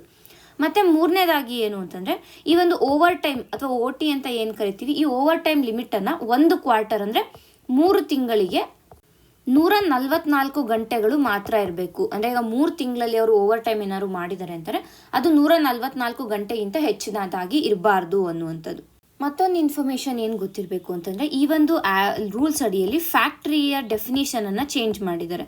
ಮೊದಲು 10 ಜನ ವಿತ್ ಪವರ್ ಇದೆ ಅಂತಂದರೆ 10 ಜನ ಇದ್ದರೆ ಅದನ್ನ ಫ್ಯಾಕ್ಟ್ರಿ ಅಂತ ಮಾಡ್ತಾಯಿದ್ರು. ಬಟ್ ಈಗ ಅದನ್ನು 20 ಜನ ವಿತ್ ಪವರ್ ಇದ್ದರೆ 20 ಜನ ಅಂತ, 40 ಜನ ವಿತೌಟ್ ಪವರ್ ಇದೆ ಅಂದರೆ 40 ಜನ ಇರಬೇಕು ಅನ್ನುವಂಥದ್ದು. ಸೊ ಇದೆರಡನ್ನೂ ಕೂಡ ಚೇಂಜ್ ಮಾಡಿರೋದು. ಈ ಒಂದು ಕೂಡ ಇದು ಕೂಡ ನಮಗೆ ಇಂಪಾರ್ಟೆಂಟ್ ಆಗುತ್ತೆ. ಸೊ ಇಷ್ಟು ವಿತ್ ರೆಸ್ಪೆಕ್ಟ್ ಟು ಪ್ರಿಲಿಮ್ಸ್ ಏನೇನು ಪ್ರಾವಿಷನ್ಸ್ ಇದೆ ಈ ಒಂದು ರೂಲ್ಸಲ್ಲಿ ಅಥವಾ ಆಕ್ಯುಪೇಷನಲ್ ಸೇಫ್ಟಿ ಹಜಾರ್ಡ್ ಕೋಡ್ ಏನಿದೆ ಅದರಲ್ಲಿ ಇರುವಂಥ ರೂಲ್ಸ್ ಆಯಿತು. ಇನ್ನು ವಿತ್ ರೆಸ್ಪೆಕ್ಟ್ ಟು ನಾವು ಮೇನ್ಸ್ ನೋಡ್ತೀವಿ ಅಂತ ಹೋದರೆ ಇಲ್ಲೂ ಕೂಡ ನಮಗೆ ಕೆಲವಷ್ಟು ಅಂಶಗಳು ಬೇಕಾಗುತ್ತೆ. ಮೊದಲಿಗೆ ನಮಗೆ ಗೊತ್ತಿರೋ ಹಾಗೆ ಲೇಬರ್ ವೆಲ್ಫೇರ್ ಮತ್ತು ಈಸ್ ಆಫ್ ಡೂಯಿಂಗ್ ಬಿಸ್ನೆಸ್ ಎರಡನ್ನೂ ಕೂಡ ಇಲ್ಲಿ ಮೇಂಟೈನ್ ಮಾಡ್ತಾ ಇದ್ದಾರೆ. ಹೇಗೆ ಲೇಬರ್ ವೆಲ್ಫೇರ್ ಹೇಗೆ ಅಂತಾರೆ, ಒಂದು ಅವರ ಒಂದು ವೀಕ್ಲಿ ಕೋಟಾ ಏನಿದೆ ಅಥವಾ ಡೈಲಿ ಕೋಟಾ ಏನಿದೆ ಅದನ್ನು ಕಡಿಮೆ ಮಾಡಿರುವಂಥದ್ದು. ಅಂದರೆ ಓವರ್ ಟೈಮ್ ಆದರೂ ಕೂಡ ಅವರು 12 ಗಂಟೆಗಿಂತ ಹೆಚ್ಚು ಮಾಡಲ್ಲ ಅಂದಾಗ ಅವರ ಹೆಲ್ತ್, ಅವ್ರಿಗೆ ಬೇರೆ ಒಂದು ಆ್ಯಕ್ಟಿವಿಟೀಸ್ ಏನಿರುತ್ತೆ, ಬೇರೆ ಚಟುವಟಿಕೆಗಳೇನಿರುತ್ತೆ ಅದಕ್ಕೆಲ್ಲ ಟೈಮ್ ಸಿಗುತ್ತೆ ಅನ್ನುವಂಥದ್ದು ಒಂದು. ಆ್ಯಂಡ್ ಎರಡನೇದಾಗಿ ನೋಡಿದಾಗ ಈಸ್ ಆಫ್ ಡೂಯಿಂಗ್ ಬಿಸ್ನೆಸ್ ಏನು ಅಂತಂದರೆ ಈಗ ಕಡಿಮೆ ವರ್ಕ್ ಮಾಡ್ತಾ ಇದ್ದಾರೆ ಅಂತಂದರೆ ವರ್ಕರ್ಸು ಅವರ ಒಂದು ಪ್ರೊಡಕ್ಟಿವಿಟಿ ಹೆಚ್ಚಾಗುತ್ತೆ. ಯಾಕೆಂದರೆ ಅವರು they will be rested well rested ಆಗಿರುವಂಥ ಕಾರಣ ಏನಾಗುತ್ತೆ, ನೆಕ್ಸ್ಟ್ ಡೇ ಬಂದಾಗ ಅವರ ಪ್ರೊಡಕ್ಟಿವಿಟಿ ಚೆನ್ನಾಗಿರುತ್ತೆ. ಎರಡನೇದಾಗಿ ನೋಡಿದಾಗ ಆ ಒಂದು ಜಾಗಗಳಲ್ಲಿ ಉದ್ಯೋಗದ ಒಂದು ಜಾಗಗಳು ಏನಿರ್ತವೆ ಅಲ್ಲಿ ಆಗುವಂತಹ ಅಪಘಾತಗಳು ಕಡಿಮೆ ಆಗ್ತಾ ಬರುತ್ತೆ. ಸೊ ಅಪಘಾತಗಳು ಕಡಿಮೆ ಆದಾಗ ಏನಾಗುತ್ತೆ, ಅಲ್ಲಿ ಈಸ್ ಆಫ್ ಡೂಯಿಂಗ್ ಬಿಸ್ನೆಸ್ಸನ್ನು ನಾವು ನೋಡ್ಬೋದಾಗುತ್ತೆ. ಓಕೆನಾ. ಮೂರನೇದಾಗಿ ನೋಡಿದಾಗ ಮೊದಲು ಏನಿತ್ತು ಅಂತಲೇ ಓವರ್ ಟೈಮ್ ಮಾಡಿ ಆ ಒಂದು ವರ್ಕರ್ಗಳನ್ನು ಎಕ್ಸ್ಪ್ಲಾಯ್ಟ್ ಮಾಡ್ತಾ ಇದ್ರು ಅನ್ನುವಂಥ ಕೆಲವಷ್ಟು ಕಂಪ್ಲೇಂಟ್ಸ್ಗಳು ಬರ್ತಾ ಇತ್ತು. ಸೊ ಈಗ ಅದನ್ನು ಇಲ್ಲಿ ತಡಿಬೋದು, ಯಾಕೆಂದರೆ ರೂಲ್ಸೇ ಇಷ್ಟು ಅಂತ ಹೇಳಿದಾಗ ಅವ್ರು ಅಲ್ಲಿ ಎಕ್ಸ್ಟ್ರಾ ಮಾಡೋದಕ್ಕಾಗೋದಿಲ್ಲ. ಮತ್ತು ನಾಲ್ಕನೇದಾಗಿ ನಾವು ನೋಡಿದಾಗ ಏನು ಅಂತಂದರೆ ಈ ಒಂದು ಅನ್ಆರ್ಗನೈಸ್ಡ್ ಸೆಕ್ಟರ್ಸ್ಗಳು ಏನಿದೆ, ಅನ್ಆರ್ಗನೈಸ್ಡ್ ಸೆಕ್ಟರ್ಸ್ಗಳನ್ನು ಈ ಒಂದು ಡೆಫಿನಿಷನ್ ಅಡಿಯಲ್ಲಿ ತಂದಿರುವಂಥ ಕಾರಣ ಅವರನ್ನು ಕೂಡ ಇಲ್ಲಿ ನಾವು ಪ್ರೊಟೆಕ್ಟ್ ಮಾಡ್ಬೋದು. ಅಲ್ಲಿ ವರ್ಕ್ ಮಾಡುವಂಥ ಕಾರ್ಮಿಕರಿಗೂ ಕೂಡ ನಾವು ಇಲ್ಲಿ ಪ್ರೊಟೆಕ್ಟ್ ಮಾಡ್ಬೋದು ಅನ್ನುವಂಥದ್ದು. ಬಟ್ ಕೆಲವಷ್ಟು ಪ್ರಾಬ್ಲಮ್ಸ್ಗಳನ್ನು ಕೂಡ ನಾವು ಇಲ್ಲಿ ನೋಡ್ಬೋದಾಗುತ್ತೆ. ಪ್ರಾಬ್ಲಮ್ಸ್ಗಳು ಏನು ಅಂತಂದರೆ ಅಥವಾ ಸವಾಲುಗಳೇನು, ಚಾಲೆಂಜಸ್ಗಳು ಏನಿರುತ್ತೆ ಅಂತಂದರೆ ಮೊದಲನೇದಾಗಿ ಇದನ್ನು ಈ ಸ್ಮಾಲ್ ಇಂಡಸ್ಟ್ರೀಸ್ಗಳಿರುತ್ತೆ, ಈ MSMEಗಳು ಏನಿರುತ್ತೆ, MSMEಯಲ್ಲಿ medium enterprises okay, but micro and small ಇಂಡಸ್ಟ್ರೀಸ್ಗಳು ಏನಿರುತ್ತೆ ಇಲ್ಲಿ ಈ ಒಂದು ರೂಲ್ಸ್ಗಳನ್ನು ಫಾಲೋ ಮಾಡೋದು ಕಷ್ಟ ಆಗುತ್ತೆ. ಯಾಕೆಂದರೆ ಅವ್ರಿಗೆ ಒಂದು ಕಡೆ ಅವರ ಒಂದು ಇನ್ವೆಸ್ಟ್ಮೆಂಟ್ ಕಡಿಮೆ ಇರುತ್ತೆ, ಅಲ್ಲಿ ವರ್ಕ್ ಮಾಡ್ತಾ ಇರುವಂಥ ಜನರ ಸಂಖ್ಯೆ ಕಡಿಮೆ ಇರ್ಬೋದು, ಇಲ್ಲ ಜಾಸ್ತಿ ಇದ್ರೂ ಕೂಡ ಅಥವಾ ಅಲ್ಲಿ ಏನಾಗುತ್ತೆ ಅಂದರೆ ಈ ರೂಲ್ಸ್ಗಳನ್ನು 10 ಅವರೇ ಮಾಡಬೇಕು, 12 ಅವರೇ ಮಾಡಬೇಕು, ಈ ರೀತಿಯಾಗಿ ಮೇಂಟೈನ್ ಮಾಡೋದು ಅವ್ರಿಗೆ ಕಷ್ಟ ಆಗುತ್ತೆ. ಯಾಕೆಂದರೆ ಒಂದು ಕಡೆ ಅವರು ತಮ್ಮ ಒಂದು ಉತ್ಪಾದಕತೆಯನ್ನು ನೋಡ್ಕೋಬೇಕು, ಒಂದು ಡಿಮ್ಯಾಂಡ್ ಏನಿರುತ್ತೆ ಆ ಡಿಮ್ಯಾಂಡನ್ನು ಪೂರ್ಣಗೊಳಿಸಬೇಕು ಆ್ಯಂಡ್ ಈ ರೂಲ್ಸನ್ನು ಫಾಲೋ ಮಾಡಬೇಕು ಅಂದರೆ ಅದು ಸ್ವಲ್ಪ ಕಷ್ಟ ಆಗುತ್ತೆ ಅನ್ನುವಂಥದ್ದು. ಎರಡನೇದಾಗಿ ನೋಡಿದಾಗ ಈ ಒಂದು ರೆಗ್ಯುಲೇಟರಿ ಓವರ್ಸೈಟ್ ಏನಿದೆ ಇದು ಸರಿಯಾಗಿ ಆಗಲ್ಲ ಅನ್ನುವಂಥದ್ದು. ಯಾಕೆಂತಂದರೆ ಈ ಒಂದು ಪರಿಶೀಲನಾ ವ್ಯವಸ್ಥೆ ಏನಿದೆ ಆ್ಯಕ್ಚುಲಾಗಿ ಅದು ಸರಿಯಾಗಿ ಇಲ್ಲ ನೋಡಿದಾಗ ಈ ಒಂದು ಆಕ್ಯುಪೇಷನಲ್ ಸೇಫ್ಟಿ ಹಜಾರ್ಡ್ಸನ್ನು ನೋಡಿದಾಗ. ಸೊ ಹಾಗಾಗಿ ಅದು ಕೂಡ ಇಲ್ಲಿ ಪ್ರಾಬ್ಲಮ್ ಆಗುತ್ತೆ. ಮೂರನೇದಾಗಿ ನೋಡಿದಾಗ ವರ್ಕರ್ಗಳಲ್ಲಿ, ಕಾರ್ಮಿಕರಲ್ಲಿ ಈ ಒಂದು ರೂಲ್ಸ್ಗಳ ಕುರಿತಾಗಿ ಏನು ಅರಿವಿರಬೇಕು ಆ ಅರಿವು ಕಡಿಮೆ ಇದೆ, ಆ ಒಂದು ಜಾಗೃತಿ ಇಲ್ಲದೆ ಇರುವಂಥ ಕಾರಣ ಈ ಒಂದು ಇಂಪ್ಲಿಮೆಂಟೇಷನ್ ಕಡಿಮೆ ಆಗ್ಬೋದು. ಮತ್ತು ನಾಲ್ಕನೇದಾಗಿ ನೋಡಿದಾಗ ಈ ಒಂದು ಏನು ಬ್ಯೂರೋಕ್ರೆಟಿಕ್ ಡಿಲೇಗಳಾಗ್ಬೋದು, ಇಲ್ಲ ರೆಡ್ ಟೇಪ್ ಇರ್ಬೋದು, ಇವುಗಳಿಗೆ ಕೂಡ ಇಲ್ಲಿ ನಾವು ಎಕ್ಸ್ಪೀರಿಯನ್ಸ್ ಮಾಡ್ಬೋದಾಗುತ್ತೆ ಅನ್ನುವಂಥದ್ದು. ಸೊ ಹಾಗಾದರೆ ಏನು ಮಾಡಬೇಕು, ವೇ ಫಾರ್ವರ್ಡ್ ಏನು ಅಂತ ನಾವು ನೋಡಿದ್ರೆ ಮೊದಲನೇದಾಗಿ ಇದನ್ನ ಫೇಸ್ ವೈಸ್ ಇದು ಮಾಡಬೇಕು, ಅಂದರೆ ಹಂತವಾಗಿ ಇದನ್ನು ಅನುಷ್ಠಾನ ಮಾಡ್ಕೊಂಡು ಹೋಗಬೇಕು.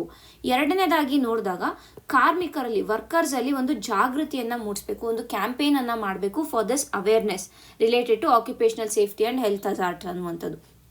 ಮೂರನೇದಾಗಿ ಡಿಜಿಟಲ್ ಓವರ್ಸೈಟ್ ಅಥವಾ ಡಿಜಿಟಲ್ ಮೇಲ್ವಿಚಾರಣೆಯನ್ನು ಮಾಡಬೇಕು ಅನ್ನುವಂಥದ್ದನ್ನು ಕೂಡ ಇಲ್ಲಿ ನಾವು ಸಜೆಸ್ಟ್ ಮಾಡ್ಬೋದಾಗುತ್ತೆ. ಸೊ ಇಷ್ಟು ನಮಗೆ ಈ ಒಂದು ಆರ್ಟಿಕಲಲ್ಲಿ ಬೇಕಾಗಿರುವಂಥ ಇನ್ಫಾರ್ಮೇಷನ್. ಮುಂದಿನ ಒಂದು ಆರ್ಟಿಕಲನ್ನು ನೋಡೋಣ. ಸ್ಟ್ರಿಂಕಿಂಗ್ shock absorbers of BNP. So ಏನಾಗ್ತಾ ಇದೆ ಅಂತಂದರೆ ಬನ್ನೇರುಘಟ್ಟದ ಸುತ್ತಮುತ್ತ ಇರುವಂಥ ಒಂದು ಇಕೋ ಸೆನ್ಸಿಟಿವ್ ಝೋನ್ ಅಂತ ಏನು ಕರಿತೀವಿ, ಈ ಝೋನ್ಗಳು ಕಡಿಮೆ ಆಗ್ತಾ ಬರ್ತಾ ಇದೆ.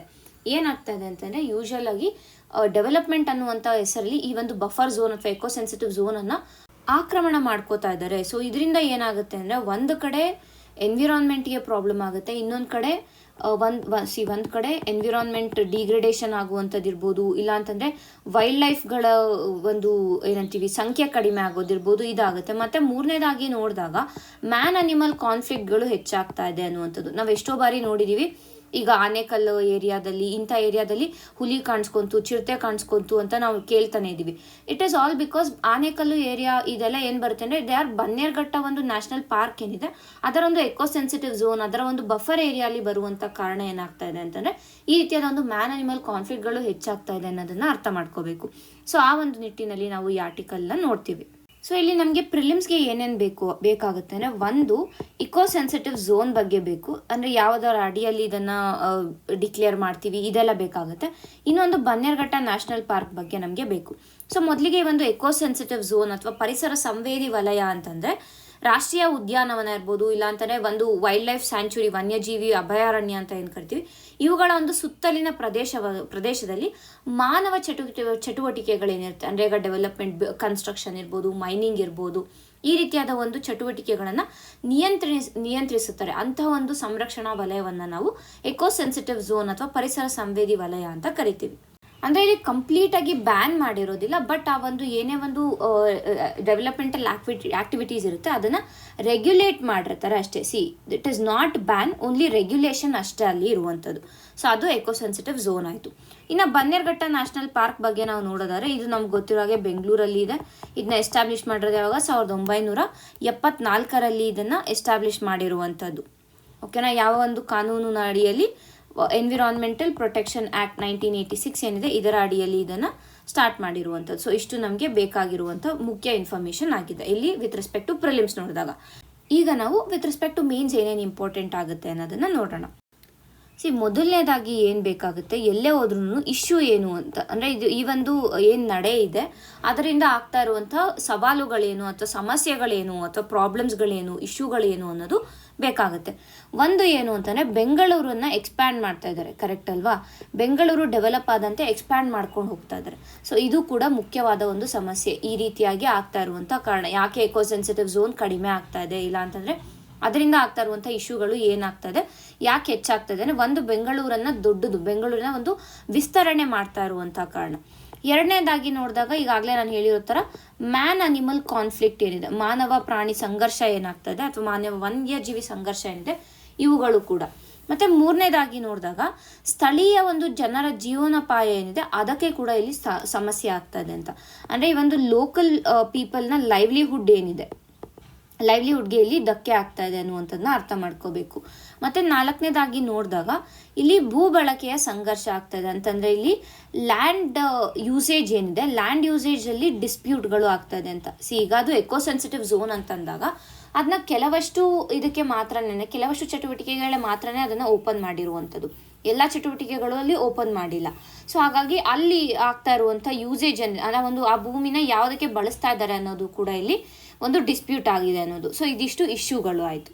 ಮತ್ತು ಯಾಕೆ ನಮಗೆ ಈ ಒಂದು ESZ ಅಥವಾ ಒಂದು ಪರಿಸರ ಸಂರಕ್ಷಣಾ ವಲಯ ಏನಿದೆ ಇದು ಯಾಕೆ ಬೇಕು ಅನ್ನುವಂಥದ್ದು ನಮಗೆ ಬೇಕಾಗುತ್ತೆ. ನೋಡಿದಾಗ ಒಂದು ಕಡೆ ಎನ್ವಿರಾನ್ಮೆಂಟಲ್ ಪ್ರೊಟೆಕ್ಷನ್ಗೆ ಅಂದರೆ ಒಂದು ಪರಿಸರವನ್ನು ರಕ್ಷಿಸೋದಕ್ಕೆ ಇರ್ಬೋದು, ಇಲ್ಲ ಅಂತಂದರೆ ಪ್ರಾಣಿ ಪಕ್ಷಿಗಳನ್ನು ಬಯೋಡೈವರ್ಸಿಟಿಯನ್ನು ರಕ್ಷಿಸೋದಕ್ಕೆ ನಮಗೆ ಈ ಒಂದು ಎಕೋ ಸೆನ್ಸಿಟಿವ್ ಏರಿಯಾ ಬೇಕಾಗುತ್ತೆ. ಮತ್ತು ಎರಡನೇದಾಗಿ ನಾವು ನೋಡಿದಾಗ ಒಂದು ಎನ್ವಿರಾನ್ಮೆಂಟಲ್ಲಿ ಅಥವಾ ಎಕೋಲಾಜಿಕಲ್ ಬ್ಯಾಲೆನ್ಸನ್ನು ಮೇಂಟೈನ್ ಮಾಡಬೇಕು ನಾವು. ಕರೆಕ್ಟ್ ಅಲ್ಲ, ಕೇವಲ ಡೆವಲಪ್ ಮಾಡ್ಕೊಂಡು ಹೋಗ್ತೀವಿ ಅಂದರೆ ಆಗೋದಿಲ್ಲ, ಅದರಿಂದ ಎಷ್ಟು ಪ್ರಾಬ್ಲಮ್ಸ್ಗಳಾಗುತ್ತೆ. ಈಗ ಬೆಂಗಳೂರನ್ನೇ ನಾವು ತೊಗೊಂಡ್ರೆ ಕಳೆದ ವರ್ಷ ಅಥವಾ ಅದಕ್ಕೆ ಮುಂಚೆ ವರ್ಷ ಎಲ್ಲ ನೋಡಿದ್ರೆ ಸಮ್ಮರ್ ಬಂದಿದ ತಕ್ಷಣ ಬೇಸಿಗೆ ಕಾಲದಲ್ಲಿ ನೀರಿನ ಒಂದು ಅಭಾವವನ್ನು ನಾವು ಎದುರಿಸಿದ್ವಿ ಬೆಂಗಳೂರಲ್ಲಿ. ಯಾಕೆ ಆಗ್ತಾ ಇದೆ? ಅದು ಡೆವಲಪ್ಮೆಂಟ್ನ ಹೆಸರಲ್ಲಿ ನಾವು ಕೆರೆಗಳನ್ನು ಮುಚ್ಕೊಂಡು ಹೋಗ್ತಾ ಇದೀವಿ. ಕೆರೆಗಳನ್ನು ಮುಚ್ಚಿ ಅಲ್ಲಿ ಅಪಾರ್ಟ್ಮೆಂಟ್ಗಳನ್ನು ಕಟ್ಟೋದಿರ್ಬೋದು, ಇಲ್ಲ ಫ್ಯಾಕ್ಟ್ರಿಗಳನ್ನು ಕಟ್ಟೋದಿರ್ಬೋದು, ಬಿಲ್ಡಿಂಗ್ಗಳನ್ನು ಕಟ್ಟೋದು ಮಾಡ್ತಾ ಇದ್ದೀವಿ. ಸೊ ಈ ರೀತಿಯಾದಾಗ ಏನಾಗುತ್ತೆ, ಆಬ್ವಿಯಸ್ ಆಗಿ ನಾವು ಏನು ಮಾಡ್ತೀವಿ, ಈ ರೀತಿಯಾದ ಸಮಸ್ಯೆಗಳನ್ನು ಎದುರಿಸಬೇಕಾಗುತ್ತೆ. ಸೊ ಅದೇ ರೀತಿಯಾಗಿ ಎಕೋಲಾಜಿಕಲ್ ಬ್ಯಾಲೆನ್ಸನ್ನು ಮೇಂಟೈನ್ ಮಾಡೋದು ಕೂಡ ನಮಗೆ ಇಂಪಾರ್ಟೆಂಟ್ ಆಗುತ್ತೆ. ಸೊ ಹಾಗಾಗಿ ಎಕೋಲಾಜಿಕಲ್ ಸೆನ್ಸಿಟಿವ್ ಏರಿಯಾಗಳೇನಿದೆ, ಎಕೋ ಸೆನ್ಸಿಟಿವ್ ಝೋನ್ಸ್ಗಳೇನಿದೆ ಇದನ್ನು ಪ್ರಿಸರ್ವ್ ಮಾಡೋದು ಮುಖ್ಯ ಆಗುತ್ತೆ ಅನ್ನುವಂಥದ್ದು. ಸೊ ಹಾಗಾದರೆ ಮುಂದೆ ಏನು ಮಾಡಬೇಕು, ವೇ ಫಾರ್ವರ್ಡ್ ಏನು, ಸೊಲ್ಯೂಷನ್ಸ್ ಏನು ಅಂತ ನೋಡಿದ್ರೆ, ಈ ಒಂದು ಬಫರ್ ಝೋನ್ ಅಥವಾ ಎಕೋಸೆನ್ಸಿಟಿವ್ ಝೋನ್ ಏನಿದೆ ಇದನ್ನು ಸೈಂಟಿಫಿಕ್ ಆಗಿ ನಾವು ಏನಂತೀವಿ ಡಿಮಾರ್ಕೆಟ್ ಮಾಡಬೇಕು. ಅಂದರೆ ಆ ಒಂದು ವೈಜ್ಞಾನಿಕವಾಗಿ ಬಫರ್ ವಲಯವನ್ನು ನಿರ್ಧಾರ ಮಾಡಬೇಕು ಅನ್ನುವಂಥದ್ದು. ಎರಡನೇದಾಗಿ ನೋಡಿದಾಗ ಈ ಒಂದು ಲೋಕಲ್ ಕಮ್ಯುನಿಟಿ ಏನಿರ್ತಾರೆ, ಸ್ಥಳೀಯ ಸಮುದಾಯಗಳು ಏನಿರ್ತವೆ, ಆ ಸ್ಥಳೀಯ ಸಮುದಾಯಗಳನ್ನು ಇದರಲ್ಲಿ ಇನ್ವಾಲ್ವ್ ಮಾಡ್ಕೊಂಡು ಡಿಸಿಷನ್ ಮೇಕಿಂಗಲ್ಲಿ ಇನ್ವಾಲ್ವ್ ಮಾಡಬೇಕು. ಸೊ ದಟ್ ಅವರ ಒಂದು ಇಶ್ಯೂಗಳೇನಿದೆ ಅದನ್ನು ಕೂಡ ನಾವು ಕನ್ಸಿಡರ್ ಮಾಡಿ ತದನಂತರ ಕ್ರಮಗಳನ್ನು ತಗೋಬೋದಾಗುತ್ತೆ ಅಂತ. ಮತ್ತು ಮೂರನೇದಾಗಿ ನಾವು ನೋಡಿದಾಗ ಆ ಒಂದು ಲೋಕಲ್ ಕಮ್ಯುನಿಟಿಗಳು ಏನಿರ್ತಾರೆ, ಆ ಒಂದು ಸ್ಥಳೀಯ ಸಮುದಾಯಗಳಿಗೆ ಒಂದು ಪರ್ಯಾಯ ಜೀವನೋಪಾಯವನ್ನು ನೀಡುವಂಥದ್ದು, ಆಲ್ಟರ್ನೇಟ್ ಲೈವ್ಲಿಹುಡ್ಡನ್ನು ನೀಡುವಂಥದ್ದು. ಮತ್ತು ನಾಲ್ಕನೇದಾಗಿ ನಾವು ನೋಡಿದಾಗ ನಗರಗಳ ಅಭಿವೃದ್ಧಿ ಏನಿರುತ್ತೆ ಅದನ್ನು ಸಸ್ಟೈನಬಲ್ ಮಾಡಿ ಅನ್ನುವಂಥದ್ದು, ಸುಸ್ಥಿರ ಅಭಿವೃದ್ಧಿಯನ್ನು ನಾವು ಪಾಲಿಸ್ಕೋಬೇಕು ಅಂತ. ಇದೇನಾಗುತ್ತೆ, ನಮ್ಮ ಒಂದು SDGಗಳು ಏನಿದೆ, sustainable development goals, especially sustainable development goal 11 ಏನಿದೆ ಅದಕ್ಕೂ ಕೂಡ ಇದು ಹೆಲ್ಪ್ ಆಗುತ್ತೆ ಅನ್ನುವಂಥದ್ದು. ಸೊ ಇಷ್ಟು ನಮಗೆ ಈ ಒಂದು ಆರ್ಟಿಕಲಲ್ಲಿ ಸಿಗ್ತಾ ಇರುವಂಥ ಇನ್ಫಾರ್ಮೇಷನ್ ಆಗಿದೆ. ಈಗ ಮುಂದಿನ ಒಂದು ಆರ್ಟಿಕಲನ್ನು ನೋಡೋಣ. Cabinet clears AI powered software to identify hate speech misinformation. ನಮಗೆಲ್ಲ ಗೊತ್ತಿದೆ, ಕರ್ನಾಟಕ ತನ್ನ ಒಂದು ಹೇಟ್ ಸ್ಪೀಚ್ ಬಿಲ್ಲನ್ನು ಪಾಸ್ ಮಾಡಿದೆ, ಬಟ್ ಗವರ್ನರ್ನ ಒಂದು ಅಸೆಂಟ್ ಸಿಕ್ಕಿಲ್ಲ ಇದಕ್ಕೆ. ಸೊ ಅದಕ್ಕೆ ಏನು ಮಾಡಿದ್ದಾರೆ, ಪ್ರೆಸಿಡೆಂಟ್ನ ಮೊರೆ ಹೋಗಿದ್ದಾರೆ. ಇದು ಆ್ಯಕ್ಚುಲ್ ಆಗಿ ನಡೆದಿರುವಂಥದ್ದು. ಸೊ ಇದೇ ಒಂದು ಹೇಟ್ ಸ್ಪೀಚಲ್ಲಿ ಅಂದರೆ ಈ ಒಂದು ಬಿಲ್ಲಲ್ಲಿ ಹಲವಾರು ಪ್ರಾವಿಷನ್ಸ್ಗಳಿತ್ತು. ಅದರಲ್ಲಿ ಏನು ಹೇಳಿದೆ ಅಂತಂದರೆ, ಇವಾಗ ಈ ಮಿಸ್ಇನ್ಫಾರ್ಮೇಷನ್ ಏನಿದೆ, ಈ ತಪ್ಪು ಮಾಹಿತಿ ಇರ್ಬೋದು, ಇಲ್ಲ ಅಂತಂದರೆ ಹೇಟ್ ಸ್ಪೀಚ್, ದ್ವೇಷ ಭಾಷಣಗಳನ್ನು ಸೋಷಿಯಲ್ ಮೀಡಿಯಾಗಳಲ್ಲಿ, ಒಂದು ಸಾಮಾಜಿಕ ಜಾಲತಾಣಗಳಲ್ಲಿ, ಸೋಷಿಯಲ್ ಮೀಡಿಯಾಗಳಲ್ಲಿ, ಈಗ ಫಾರ್ ಎಕ್ಸಾಂಪಲ್ ಇನ್ಸ್ಟಾಗ್ರಾಮ್ ಇರ್ಬೋದು, ಯೂಟ್ಯೂಬ್ ಇರ್ಬೋದು, ಫೇಸ್ಬುಕ್ ಇರ್ಬೋದು, ಟ್ವಿಟರ್ ಇರ್ಬೋದು, ಎಕ್ಸ್ ಇರ್ಬೋದು. ಸೊ ಈ ರೀತಿಯಾದ ಒಂದು ಸಾಮಾಜಿಕ ಜಾಲತಾಣಗಳಲ್ಲಿ ಮಿಸ್ಇನ್ಫಾರ್ಮೇಷನ್, ಹೇಟ್ ಸ್ಪೀಚ್ ಇವುಗಳನ್ನು ಗುರುತಿಸೋದಕ್ಕೆ, ಐಡೆಂಟಿಫೈ ಮಾಡೋದಕ್ಕೆ ಒಂದು AI ಪವರ್ಡ್ ಸಾಫ್ಟ್ವೇರ್, ಕೃತಕ ಬುದ್ಧಿಮತ್ತೆಯನ್ನು ಬಳಸಿ ಒಂದು ಸಾಫ್ಟ್ವೇರನ್ನು ಬಳಸಬೇಕು ಅನ್ನುವಂಥ ಒಂದು ಏನು ನಿರ್ಧಾರ ಇದೆ ಅದನ್ನು ಕ್ಯಾಬಿನೆಟ್ ಕ್ಲಿಯರ್ ಮಾಡಿದೆ ಅನ್ನೋದು. ಸೊ ಇದು ನಮಗೆ ಇಲ್ಲಿ ಇಂಪಾರ್ಟೆಂಟ್ ಆಗುತ್ತೆ. ಒಂದು ಏನು ಅಂತಂದರೆ, ಯಾವ ರೀತಿಯಾಗಿ ಈ ಒಂದು ಡಿಸಿಷನ್ ಇಂಪಾರ್ಟೆಂಟ್ ಆಗುತ್ತೆ ಅನ್ನೋದು, ಅಂದರೆ ಎಸ್ಪೆಷಲಿ ಇದು ನಮಗೆ ಮೇನ್ಸ್ ಪಾಯಿಂಟ್ ಆಫ್ ವ್ಯೂಲಿ ಬಹಳನೇ ಇಂಪಾರ್ಟೆಂಟ್ ಆಗುತ್ತೆ. ಸೊ ಅದೇ ರೀತಿಯಲ್ಲಿ ನಾವು ನೋಡ್ಕೊಂಡು ಹೋಗೋಣ. ಸೊ ಮೊದಲಿಗೆ ಏನು ಬೇಕು ಅಂತಂದರೆ, ಈ ಒಂದು ಹೊಸದಾದ AI ಪವರ್ಡ್ ಸಾಫ್ಟ್ವೇರ್ನ ಹೆಸರು ಬೇಕಾಗುತ್ತೆ ನಮಗೆ. ಸೊ ಅದರ ಹೆಸರು ಬಂದು ಸೋಷಿಯಲ್ ಮೀಡಿಯಾ ಅನಾಲಿಟಿಕ್ಸ್ ಸೊಲ್ಯೂಷನ್ ಅನ್ನುವಂಥ ಒಂದು ವ್ಯವಸ್ಥೆ. ಸೊ ಇದನ್ನು ಏನು ಮಾಡ್ತಾ ಇದ್ದಾರೆ ಅಂತಂದರೆ, ಮೊದಲಿಗೆ ರಾಜ್ಯದ 31 ಜಿಲ್ಲೆಗಳಲ್ಲೂ ಕೂಡ ಇದನ್ನು ಅಳವಡಿಸೋದಕ್ಕೆ ಮುಂದಾಗಿದ್ದಾರೆ. ಓಕೆನಾ. ಇದರಿಂದ ಏನಾಗುತ್ತೆ ಅಂತಂದರೆ, ಪ್ರತಿಯೊಂದು ಏನು ಜಿಲ್ಲೆಗಳಲ್ಲೂ ಕೂಡ ಇದರ ಒಂದು ಏನಂತೀವಿ ಕೇಂದ್ರಗಳು, ಜಿಲ್ಲಾ ಕೇಂದ್ರಗಳಲ್ಲಿ ಇದನ್ನು ಸ್ಥಾಪಿಸೋದಕ್ಕೆ ಮುಂದಾಗಿದ್ದಾರೆ. ಓಕೆನಾ. 31 ಜಿಲ್ಲಾ ಕೇಂದ್ರಗಳಲ್ಲಿ ಈ ಸೋಷಿಯಲ್ ಮೀಡಿಯಾ ಅನಾಲಿಟಿಕ್ಸ್ ಸೊಲ್ಯೂಷನ್ಸನ್ನು ಸ್ಥಾಪಿಸ್ತಾರೆ. ಸೊ ಅದರಿಂದ ಏನಾಗುತ್ತೆ, ಆ ಜಿಲ್ಲೆಯಲ್ಲಿ ನಡೆಯುವಂಥ ಯಾವುದೇ ಒಂದು ಸಾಮಾಜಿಕ ಜಾಲತಾಣವನ್ನು ಅದು ಕಂಪ್ಲೀಟಾಗಿ ಕಂಟಿನ್ಯೂಸ್ ಆಗಿ ಅದು ರೆಗ್ಯುಲೇಟ್ ಮಾಡ್ಕೊಂಡು ಬರುತ್ತೆ. ಅಂದರೆ ನಿರಂತರವಾಗಿ ಸ್ಕ್ಯಾನ್ ಮಾಡ್ಕೊಂಡು ಬರ್ತಾ ಇರುತ್ತೆ. ರೆಗ್ಯುಲೇಟ್ ಅಲ್ಲ, ಸ್ಕ್ಯಾನ್ ಮಾಡ್ಕೊಂಡು ಬರುತ್ತೆ. ಸೊ ಅಲ್ಲಿ ಏನಾದರೂ ಸಿಕ್ಕಿದೆ ಅಂತಂದರೆ ತಕ್ಷಣ ಅದು ಮೇನ್ ಏನು ಸರ್ವರ್ ಇರುತ್ತೆ ಆ ಸರ್ವರ್ಗೆ ಇನ್ಫಾರ್ಮೇಷನನ್ನು ರವಾನಿಸುತ್ತೆ. ಅಲ್ಲಿಂದ ನೆಕ್ಸ್ಟ್ ಒಂದು ಏನು ಆ್ಯಕ್ಷನ್ಗಳು ತಗೋಬೇಕು ಅನ್ನೋದು ಇಲ್ಲಿ ನಿರ್ಧಾರ ಆಗುತ್ತೆ. ಓಕೆನಾ. ಸೊ ಇಷ್ಟು ಅರ್ಥ ಆಗಿದೆ, ಅಂದರೆ ಈ ಪ್ರಾಸೆಸ್ ಹೇಗೆ ವರ್ಕ್ ಆಗುತ್ತೆ ಅನ್ನುವಂಥದ್ದು. ಈ ಒಂದು ವ್ಯವಸ್ಥೆ ಏನಿದೆ ಇದು ಆರ್ಟಿಫಿಷಿಯಲ್ ಇಂಟೆಲಿಜೆನ್ಸ್ ಒಂದು ಕಡೆ ಬಳಸುತ್ತೆ, ತದನಂತರ ಡೇಟಾ ಅನಾಲಿಟಿಕ್ಸ್, ಈ ಎರಡನ್ನೂ ಸೇರಿ ಈ ಒಂದು ಏನು ವ್ಯವಸ್ಥೆ ವರ್ಕ್ ಮಾಡೋದು ಅನ್ನುವಂಥದ್ದು. ಆ್ಯಂಡ್ ಇದರಿಂದ ಸರ್ಕಾರದ ಮುಖ್ಯ ಉದ್ದೇಶಗಳೇನು, ಈ ಒಂದು ನಿರ್ಧಾರದ ಹಿಂದೆ ಇರುವಂಥ ಸರ್ಕಾರದ ಮುಖ್ಯ ಉದ್ದೇಶಗಳೇನು ಅಂತ ನಾವು ನೋಡೋಣ. ಸೊ ಮೊದಲ ಉದ್ದೇಶ ಏನು ಅಂತಂದರೆ, ಜಾಲತಾಣಗಳಲ್ಲಿ ನೀಡುವಂಥ ತಪ್ಪು ಮಾಹಿತಿ ಇರ್ಬೋದು, ಮಿಸ್ಇನ್ಫಾರ್ಮೇಷನ್ ಅಥವಾ ಸುಳ್ಳು ಮಾಹಿತಿಗಳು ಏನಿರ್ತಾರೆ ಇವುಗಳನ್ನು ತಡೆಯೋದು ಅಥವಾ ನಿಯಂತ್ರಿಸೋದು, ಕಂಟ್ರೋಲ್ ಮಾಡೋದು ಇದರ ಮುಖ್ಯ ಉದ್ದೇಶ. ಎರಡನೇದಾಗಿ ನಾವು ನೋಡಿದಾಗ, ಯಾವುದೇ ಒಂದು ಪ್ರಚೋದನಕಾರಿಯಾಗಿರುವಂಥ ಪೋಸ್ಟ್ಗಳನ್ನು ಮಟ್ಟ ಹಾಕಿ ಆ ಒಂದು ಕೋಮು ಗಲಭೆಗಳು ಏನಾಗುತ್ತೆ ಅದನ್ನು ತಡೆಯುವಂಥದ್ದು. ಸೊ ಮುಖ್ಯವಾಗಿ ದ್ವೇಷ ಭಾಷಣ ಇರ್ಬೋದು, ಇಲ್ಲಾಂತಾರೆ ಕಮ್ಯುನಲ್ ವಯಲೆನ್ಸ್ಗಳನ್ನು ತಡೆಯೋದು ಇದರ ಮುಖ್ಯ ಉದ್ದೇಶ. ಮೂರನೇದಾಗಿ ನಾವು ನೋಡಿದಾಗ, ಕಾನೂನು ಬಾಹಿರವಾಗಿರುವಂಥ ಚಟುವಟಿಕೆಗಳಿಗೆ FIRನ ಹಾಕಿ ಕ್ರಮ ಕೈಗೊಳ್ಳೋದು. ಅಂದರೆ ಕಾನೂನು ಬಾಹಿರವಾದ ಕ್ರಮಗಳಿಗೆ FIR ಹಾಕುವಂಥದ್ದು. ಅಂದರೆ ಥ್ರೂ ಸೋಷಿಯಲ್ ಮೀಡಿಯಲ್ಲಿ ಅದನ್ನು ಮಾಡಿದರೂ ಕೂಡ FIRನ ರಿಜಿಸ್ಟರ್ ಮಾಡ್ಬೋದು ಅಂತ. ನಾಲ್ಕನೇದಾಗಿ ನೋಡಿದಾಗ, ಎಲ್ಲ 31 ಜಿಲ್ಲೆಗಳಲ್ಲೂ ಕೂಡ ಇದನ್ನು ಎಸ್ಟಾಬ್ಲಿಷ್ ಮಾಡ್ತಾ ಇರುವಂಥ ಕಾರಣ ಒಂದು ಹದ್ದುಗಣ್ಣನ್ನು ಇಟ್ಟಿದ್ದಾರೆ ಅನ್ನುವಂಥದ್ದು. ಸೊ ಇಷ್ಟು ನಮಗೆ ವಿತ್ ರೆಸ್ಪೆಕ್ಟ್ ಟು ಪ್ರಿಲಿಮ್ಸ್ ಬೇಕಾಗುತ್ತೆ. ಅಂದರೆ ಇದರ ಆಬ್ಜೆಕ್ಟಿವ್ಸ್ ಏನು ಮಾಡಿದ್ದಾರೆ, ಅದರೊಂದು ಇದರ ಹೆಸರೇನು, ಟೂಲ್ನ ಹೆಸರೇನು, ಇದು ನಮಗೆ ಬೇಕಾಗುತ್ತೆ. ಈಗ ವಿತ್ ರೆಸ್ಪೆಕ್ಟ್ ಟು ನಾವು ಮೇನ್ಸ್ ನೋಡಿದಾಗ ಮೇನ್ಸ್ ಪಾಯಿಂಟ್ ಆಫ್ ವ್ಯೂಲು ನಮಗೆ ಬಹಳಷ್ಟು ಏನಂತೀವಿ ಇಂಪಾರ್ಟೆಂಟ್ ಆಗುತ್ತೆ ಇದು. ಯಾಕೆ ಅಂದರೆ ಈ ಒಂದು ಡಿಸಿಷನ್ ಸರಿನಾ ತಪ್ಪಾ ಅನ್ನೋದಿರ್ಬೋದು, ಇಲ್ಲ ಅಂತಲೇ ಇದರ ಒಂದು ಅಡ್ವಾಂಟೇಜಸ್ ಡಿಸ್ಅಡ್ವಾಂಟೇಜಸನ್ನು ನೀವು ಅನಲೈಸ್ ಮಾಡಿ ಅಂತ ಕ್ವೆಶನ್ಸನ್ನು ಕೇಳ್ಬೋದಾಗುತ್ತೆ. ಸೊ ಮೊದಲಿಗೆ ಇಲ್ಲಿ ಅಡ್ವಾಂಟೇಜಸ್ ಅಥವಾ ಬೆನಿಫಿಟ್ಸನ್ನು ನಾವು ನೋಡೋಕ್ಕೆ ಹೋದರೆ ಏನಾಗುತ್ತೆ ಅಥವಾ ಲಾಭಗಳನ್ನು ನಾವು ನೋಡಿದ್ರೆ, ಯಾವುದೇ ರೀತಿಯಾದ ಒಂದು ಮಿಸ್ಇನ್ಫಾರ್ಮೇಷನ್ ಏನಿದೆ ಇದನ್ನು ವೇಗವಾಗಿ ಐಡೆಂಟಿಫೈ ಮಾಡ್ಬೋದು, ಫಾಸ್ಟರ್ ಐಡೆಂಟಿಫಿಕೇಷನ್ ಪ್ಲಸ್ ಫಾಸ್ಟರ್ ಅದನ್ನು ಕಂಟ್ರೋಲ್ ಮಾಡ್ಬೋದು. ಸೊ ಯಾವುದೇ ರೀತಿಯಾದ ಒಂದು ಫಾಲ್ಸ್ ಇನ್ಫಾರ್ಮೇಷನ್, ತಪ್ಪು ಮಾಹಿತಿ ಅಥವಾ ಸುಳ್ಳು ಮಾಹಿತಿಯನ್ನು ಇಲ್ಲಿ ಏನಂತೀವಿ ಸುಳ್ಳು ಮಾಹಿತಿ ಹರಡುವಿಕೆಯನ್ನು ನಾವು ಇಲ್ಲಿ ತಡೆಗಟ್ಬೋದು. ಎರಡನೇದಾಗಿ ನೋಡಿದಾಗ ನಾವು ಲಾರ್ಜ್ ಸ್ಕೇಲಲ್ಲಿ ಏನು ಇನ್ಫಾರ್ಮೇಷನ್ ರವಾನೆ ಆಗುತ್ತೆ ಆ ಇನ್ಫಾರ್ಮೇಷನನ್ನು ತಡಿಬೋದು. ಮೂರನೇದಾಗಿ ಇದು ಯಾವ ರೀತಿಯಾಗಿ ಅಡ್ವಾಂಟೇಜ್ ಆಗುತ್ತೆ ಅಂತಂದರೆ, it is tech enabled governance ಅಲ್ವಾ. ಸೊ ಇದು ಈ ಗವರ್ನೆನ್ಸ್ ಕೂಡ ಒಂದು ಹೆಲ್ಪ್ ಆಗುತ್ತೆ. ಈ ಗವರ್ನೆನ್ಸ್ಗೆ ಇದು ಈ ಗವರ್ನೆನ್ಸನ್ನು ಮತ್ತಷ್ಟು ಬಲಪಡಿಸುತ್ತೆ ಅಂತ ಹೇಳ್ಬೋದಾಗುತ್ತೆ. ಮತ್ತು ನಾಲ್ಕನೇದಾಗಿ ನೋಡಿದಾಗ ನಮ್ಮ ಒಂದು ಲೀಗಲ್ ಬೇಸಿಸ್ ಅನ್ನೋದಂದರೆ ಕಾನೂನುಗಳು ಏನಿದೆ ಅದಕ್ಕೆ ಜಾರಿಗೆ ನೀಡ್ದಂಗೆ ಆಗುತ್ತೆ ಅನ್ನುವಂಥ. ಸೊ ಇಷ್ಟು ಇದರ ಅಡ್ವಾಂಟೇಜಸ್ಗಳು ಆಯಿತು. ಇನ್ನು ನಾವು ಎಥಿಕಲ್ ಡೈಮೆನ್ಷನ್ಸನ್ನು ಅಥವಾ ಗವರ್ನೆನ್ಸ್ ಡೈಮೆನ್ಷನನ್ನು ನೋಡಿದ್ರೆ, ಫ್ರೀಡಮ್ ಆಫ್ ಸ್ಪೀಚನ್ನು ವಿತ್ ರೀಸನಬಲ್ ರೆಸ್ಟ್ರಿಕ್ಷನ್ಸ್ ಬ್ಯಾಲೆನ್ಸ್ ಮಾಡ್ಬೋದು ಅಂತ ಹೇಳಿರುವಂಥ ಕಾರಣ ರೆಸ್ಟ್ರಿಕ್ಷನ್ ಜೊತೆಗೆ ನಾವು ಫ್ರೀಡಮ್ ಆಫ್ ಸ್ಪೀಚನ್ನು ಮೇಂಟೈನ್ ಮಾಡ್ಕೊಂಡು ಬಂದಿದ್ದೀವಿ. ಅಂದರೆ ಯಾವುದೇ ರೀತಿಯಾದ ಫಂಡಮೆಂಟಲ್ ರೈಟ್ಸನ್ನು ಇಲ್ಲಿ ನಾವು ಏನಂತೀವಿ ಬ್ರೀಚ್ ಮಾಡಿಲ್ಲ ಅನ್ನುವಂಥದ್ದು ಅರ್ಥ ಮಾಡ್ಕೋಬೇಕಾಗತ್ತೆ. ಬಟ್ ಇದರಲ್ಲಿ ಕೆಲವಷ್ಟು ಚಾಲೆಂಜಸ್ ಅಥವಾ ಸವಾಲುಗಳು ಕೂಡ ಇದೆ ಅನ್ನುವಂಥದ್ದು. ಏನು ಆ ಸವಾಲುಗಳು ಅಂತ ನಾವು ನೋಡೋಕೆ ಹೋದರೆ, ಮೊದಲನೇದಾಗಿ ಇದು ಕೃತಕ ಬುದ್ಧಿಮತ್ತೆ ಬೇಸ್ಡ್ ಆಗಿರುವಂಥ ಕಾರಣ ಇಲ್ಲಿ ಬಯಾಸ್ನೆಸ್ಸನ್ನು ತೋರಿಸ್ಬೋದು ಅನ್ನುವಂಥದ್ದು. ಓಕೆನಾ. ಸೊ ಏನು ಇಲ್ಲಿ ಬಯಾಸ್ನೆಸ್ಸನ್ನು ತೋರಿಸ್ಬೋದು. ಯಾಕೆ ಅಂತಂದರೆ ಈ ಒಂದು ಕೃತಕ ಬುದ್ಧಿಮತ್ತೆಗೆ ಇನ್ಫಾರ್ಮೇಷನನ್ನು ನೀಡೋದು ಮಾನವರು. ಅಂದರೆ ಈಗ ನನಗೆ ಏನೋ ಒಂದು ಪ್ರೆಜುಡಿಸಸ್ ಇದೆ, ಏನೋ ಒಂದು ಬಯಾಸ್ನೆಸ್ ಇದೆ ಅಂತಂದರೆ, ನಾನು ಏನಾದರೂ ಕೃತಕ ಬುದ್ಧಿಮತ್ತೆಗೆ ಏನಾದರೂ ಇನ್ಫಾರ್ಮೇಷನ್ ಕೊಡ್ತಾ ಇದ್ದೀನಿ ಅಂತಂದರೆ ಅದೇ ಒಂದು ಪ್ರೆಜುಡಿಸಸ್ಸನ್ನು ಅದೇ ಒಂದು ಬಯಾಸ್ನೆಸ್ಸನ್ನು ಇಟ್ಕೊಂಡು ನಾನು ಇನ್ಫಾರ್ಮೇಷನನ್ನು ಕೊಟ್ಟಿರ್ತೀನಿ. ಸೊ ಕೃತಕ ಬುದ್ಧಿಮತ್ತೆ ಕೂಡ ಅದೇ ಒಂದು ಬೇಸಿಸ್ ಮೇಲೆ ವರ್ಕ್ ಮಾಡೋದಕ್ಕೆ ಸ್ಟಾರ್ಟ್ ಆಗುತ್ತೆ. ಸೊ ಆ ರೀತಿಯಾದ ಒಂದು ಚಾಲೆಂಜಸನ್ನು ಇಲ್ಲಿ ಎದುರಿಸ್ಬೋದು.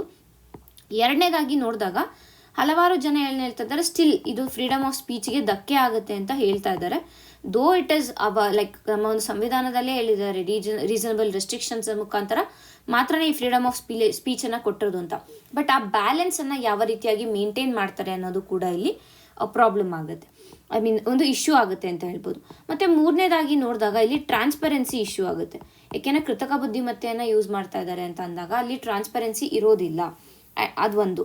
ಮತ್ತು ನಾಲ್ಕನೇದಾಗಿ ನೋಡಿದಾಗ ಡಿಜಿಟಲ್ ಡಿವೈಡ್ ಇಶ್ಯೂ ಆಗುತ್ತೆ, ಡಿಜಿಟಲ್ ಇಲ್ಲಿಟರಸಿ ಇಶ್ಯೂ ಬರುತ್ತೆ. ಮತ್ತು ಐದನೇದಾಗಿ ನೋಡಿದಾಗ ಇಲ್ಲಿ ಏನಾಗುತ್ತೆ ಅಂತಂದರೆ ತಪ್ಪು ನಿರ್ಬಂಧದ ಸಾಧ್ಯತೆಗಳು ಕೂಡ ಹೆಚ್ಚಾಗುತ್ತೆ ಅನ್ನುವಂಥದ್ದನ್ನ ನಾವು ಅರ್ಥ ಮಾಡ್ಕೋಬೇಕು. ಸೊ ಇದಿಷ್ಟು ಇದರ ಚಾಲೆಂಜಸ್ ಆಯಿತು. ಹಾಗಾದರೆ ಮುಂದೆ ಏನು ಮಾಡಬೇಕು ಅಂತ ನಾವು ನೋಡಿದರೆ, ಮೊದಲಿಗೆ ಒಂದು ಇಂಡಿಪೆಂಡೆಂಟ್ ರೆಗ್ಯುಲೇಟರಿ ಅಥವಾ ಓವರ್ಸೈಟ್ ಬಾಡಿಯನ್ನು ನಾವು ಎಸ್ಟಾಬ್ಲಿಷ್ ಮಾಡಬೇಕು. ಸೊ ದಟ್ ಈ ರೀತಿಯಾಗಿ ಏನು ಅಂದರೆ ಇಂಡಿಪೆಂಡೆಂಟ್ ಆಗಿರುವಂಥ ಕಾರಣ ಆ ಬಾಡಿ ಸರ್ಕಾರಕ್ಕೆ ಆಗಲಿ ಅಥವಾ ಜನರ ಒಂದು ಒತ್ತಡದಿಂದ ಅದು ಕೆಲಸ ಮಾಡೋದಿಲ್ಲ, ಬದಲಿಗೆ ಏನು ಕರೆಕ್ಟು ಅದನ್ನು ಮಾತ್ರ ಅದು ನೋಡ್ಕೊಳ್ಳುತ್ತೆ ಅನ್ನುವಂಥದ್ದು. ತದನಂತರ ಇಲ್ಲಿ ಏನು ಮಾಡಬೇಕು ಅಂತಂದರೆ, ಈ ಒಂದು ಕೃತಕ ಬುದ್ಧಿಮತ್ತೆಯ ಟೂಲ್ಗಳೇನಿದೆ ಇದನ್ನು ಜುಡಿಷಿಯಲ್ ಮತ್ತು ಇನ್ಸ್ಟಿಟ್ಯೂಷನಲ್ ಸೇಫ್ ಗಾರ್ಡ್ಸ್ ಜೊತೆ ಇಂಟಿಗ್ರೇಟ್ ಮಾಡಬೇಕು ಅಂತಂದರೆ, ಏನು ಇವಾಗ ನಮ್ಮ ಕಾನೂನುಗಳು ಏನು ಹೇಳುತ್ತೆ ಮತ್ತು ಇನ್ಸ್ಟಿಟ್ಯೂಷನಲ್ ರೂಲ್ಸ್ಗಳು ಏನಿರ್ತವೆ ಅವುಗಳನ್ನು ಕೂಡ ಆ ಒಂದು ಕೃತಕ ಬುದ್ಧಿಮತ್ತೆಗೆ ಇನ್ಸ್ಟಾಲ್ ಮಾಡಿರಬೇಕು. ಸೊ ಆಗ ಆ ರೂಲ್ಸ್ಗಳು ಕೂಡ ಫಾಲೋ ಆಗಿರಬೇಕು. ಅಟ್ ದ ಸೇಮ್ ಟೈಮ್ ಯಾವುದೇ ರೀತಿಯಾದ ಮಿಸ್ಇನ್ಫಾರ್ಮೇಷನ್ ಆಗಲಿ ಅಥವಾ ತಪ್ಪು ಮಾಹಿತಿ ಆಗಲಿ ಹೊರ ಬರಬಾರ್ದು ಅನ್ನುವಂಥದ್ದು. ಸೊ ಆ ರೀತಿಯಾಗಿ ಮೇಂಟೈನ್ ಮಾಡಬೇಕು ಅಂತ. ಮುಖ್ಯವಾಗಿ ಡಿಜಿಟಲ್ ಲಿಟರಸಿ ಮತ್ತು ಡಿಜಿಟಲ್ ಡಿವೈಡ್ ಏನಿದೆ ಇದನ್ನು ಕಡಿಮೆ ಮಾಡಬೇಕು. ಡಿಜಿಟಲ್ ಡಿವೈಡನ್ನು ಕಡಿಮೆ ಮಾಡಿ ಡಿಜಿಟಲ್ ಲಿಟರಸಿಯನ್ನು ಇನ್ಕ್ರೀಸ್ ಮಾಡಬೇಕು ಅನ್ನುವಂಥದ್ದು. ಓನ್ಲಿ ದೆನ್ ಈ ಒಂದು ಡಿಜಿಟಲ್ ಯುಗದಲ್ಲಿ ಜನರ ಒಂದು ಪ್ರೈವಸಿಯನ್ನು ಆಗ್ಬೋದು, ಅಟ್ ದ ಸೇಮ್ ಟೈಮ್ ಜನರ ಪ್ರೈವಸಿಯನ್ನು ಕಾಪಾಡಿಕೊಂಡು ಅಟ್ ದ ಸೇಮ್ ಟೈಮ್ ಯಾವುದೇ ರೀತಿಯಾದ ಒಂದು ಪ್ರಾಬ್ಲಮ್ಸ್ಗಳು ಸಮಾಜದಲ್ಲಿ ಆಗದೇ ಇರುವಂತೆ ನೋಡ್ಕೊಳ್ಬೋದು ಅನ್ನುವಂಥದ್ದು. ಸೊ ಇಷ್ಟು ನಮಗೆ ಈ ಒಂದು ಆರ್ಟಿಕಲ್ನ ಸಾರಾಂಶ ಆಗಿದೆ. ಮುಂದಿನ ಒಂದು ಆರ್ಟಿಕಲನ್ನು ನೋಡೋಣ. ಅಪಘಾತ ವಿಮೆ ಪರಿಹಾರಕ್ಕೆ ಈಡಾರ್ ವ್ಯವಸ್ಥೆ. ಕಳೆದ ತಿಂಗಳು ಜನವರಿ 26, 2026 ಏನಿದೆ ಈ ಒಂದು ಮಾಸವನ್ನು ರಾಷ್ಟ್ರೀಯ ರಸ್ತೆ ಸುರಕ್ಷತಾ ಮಾಸ ಅಂತ ಆಚರಣೆ ಮಾಡಿದರು. ಓಕೆನಾ. So it is national road safety month ಅಂತ ಆ್ಯಕ್ಚುಲ್ ಆಗಿ ಇದನ್ನು ಆಚರಿಸಿದ್ದು. ಸೊ ಅದು ನಿನ್ನೆಗೆ ಸಮಾಪ್ತಿಯಾಗಿದೆ. ಸೊ ಅಂದರೆ ಅದರ ಒಂದು ಸಮಾರೋಪದ ಕಾರ್ಯಕ್ರಮದಲ್ಲಿ ಈ ಒಂದು ಈಡಾರ್ ವ್ಯವಸ್ಥೆ ಬಗ್ಗೆ ಮಾತಾಡಿರುವಂಥದ್ದು. ಸೊ ಇದು ನಮಗೆ entirely with respect to prelims important ಆಗುತ್ತೆ. ಮೇನ್ಸಲ್ಲಿ ಇದನ್ನ ಕೋಟ್ ಮಾಡ್ಬೋದು ನೀವು, ಬಟ್ ಇದರ ಒಂದು ಪ್ರಾವಿಷನ್ಸ್ ಏನಿದೆ ಇದು ನಮಗೆ ಪ್ರಿಲಿಮ್ಸ್ಗೆ ಇಂಪಾರ್ಟೆಂಟ್ ಆಗುತ್ತೆ. ಭಾರತದಲ್ಲಿ ನಾವು ನೋಡಿದಾಗ ದಿನೇ ದಿನೇ ರಸ್ತೆ ಒಂದು ಅಪಘಾತಗಳಿದೆ, ರೋಡ್ ಆಕ್ಸಿಡೆಂಟ್ಸ್ಗಳಿದೆ, ಇದು ಹೆಚ್ಚುತ್ತಾನೆ ಇದೆ. ಬಟ್ ಅಪಘಾತ ಆದ ನಂತರ ಬರಬೇಕಾಗಿರುವಂತಹ ಪರಿಹಾರ ಇರ್ಬೋದು ಅಥವಾ ಒಂದು ನ್ಯಾಯ ಪಡೆಯುವಂತಹ ಪ್ರಕ್ರಿಯೆ ಏನಿದೆ ಅದು ತುಂಬ ಡಿಲೇ ಆಗ್ತಾಯಿದೆ, ವಿಳಂಬ ಆಗ್ತಾಯಿದೆ. ಸೊ ಅದೇ ನಿಟ್ಟಿನಲ್ಲಿ ಈ ಒಂದು ಇ-ಡಾರ್ ವ್ಯವಸ್ಥೆಯನ್ನು ನಿರ್ಮಿಸಿರುವಂಥದ್ದು. ಈ ಹಿಂದೆ ಏನಾಗ್ತಾ ಇತ್ತು ಅಂತಂದರೆ, ಈಗ ಏನೋ ಒಂದು ರಸ್ತೆ ಅಪಘಾತ ಆಗಿದೆ ಅಂತಂದರೆ ಅಥವಾ ರಸ್ತೆ ಅಪಘಾತ ಆಗಿ ಅಲ್ಲಿ ಆ ವ್ಯಕ್ತಿ ಸಾವನ್ನಪ್ಪಿದ್ದಾರೆ ಅಂತಂದರೆ ಮೊದಲಿಗೆ ಪೊಲೀಸ್ ಇನ್ಫಾರ್ಮೇಷನ್ ಏನಿದೆ, ಪೊಲೀಸ್ನ ಒಂದು ರಿಪೋರ್ಟ್ಗಳೇನಿದೆ ಆ ರಿಪೋರ್ಟನ್ನು ತಗೋಬೇಕಿತ್ತು. ತದನಂತರ ಹಾಸ್ಪಿಟಲ್ನ ಒಂದು ಡೀಟೇಲ್ಸ್ಗಳಿಂದ, ಹಾಸ್ಪಿಟಲ್ಸ್ನ ದಾಖಲೆಗಳೇನಿದೆ ಅದನ್ನು ತಗೋಬೇಕು.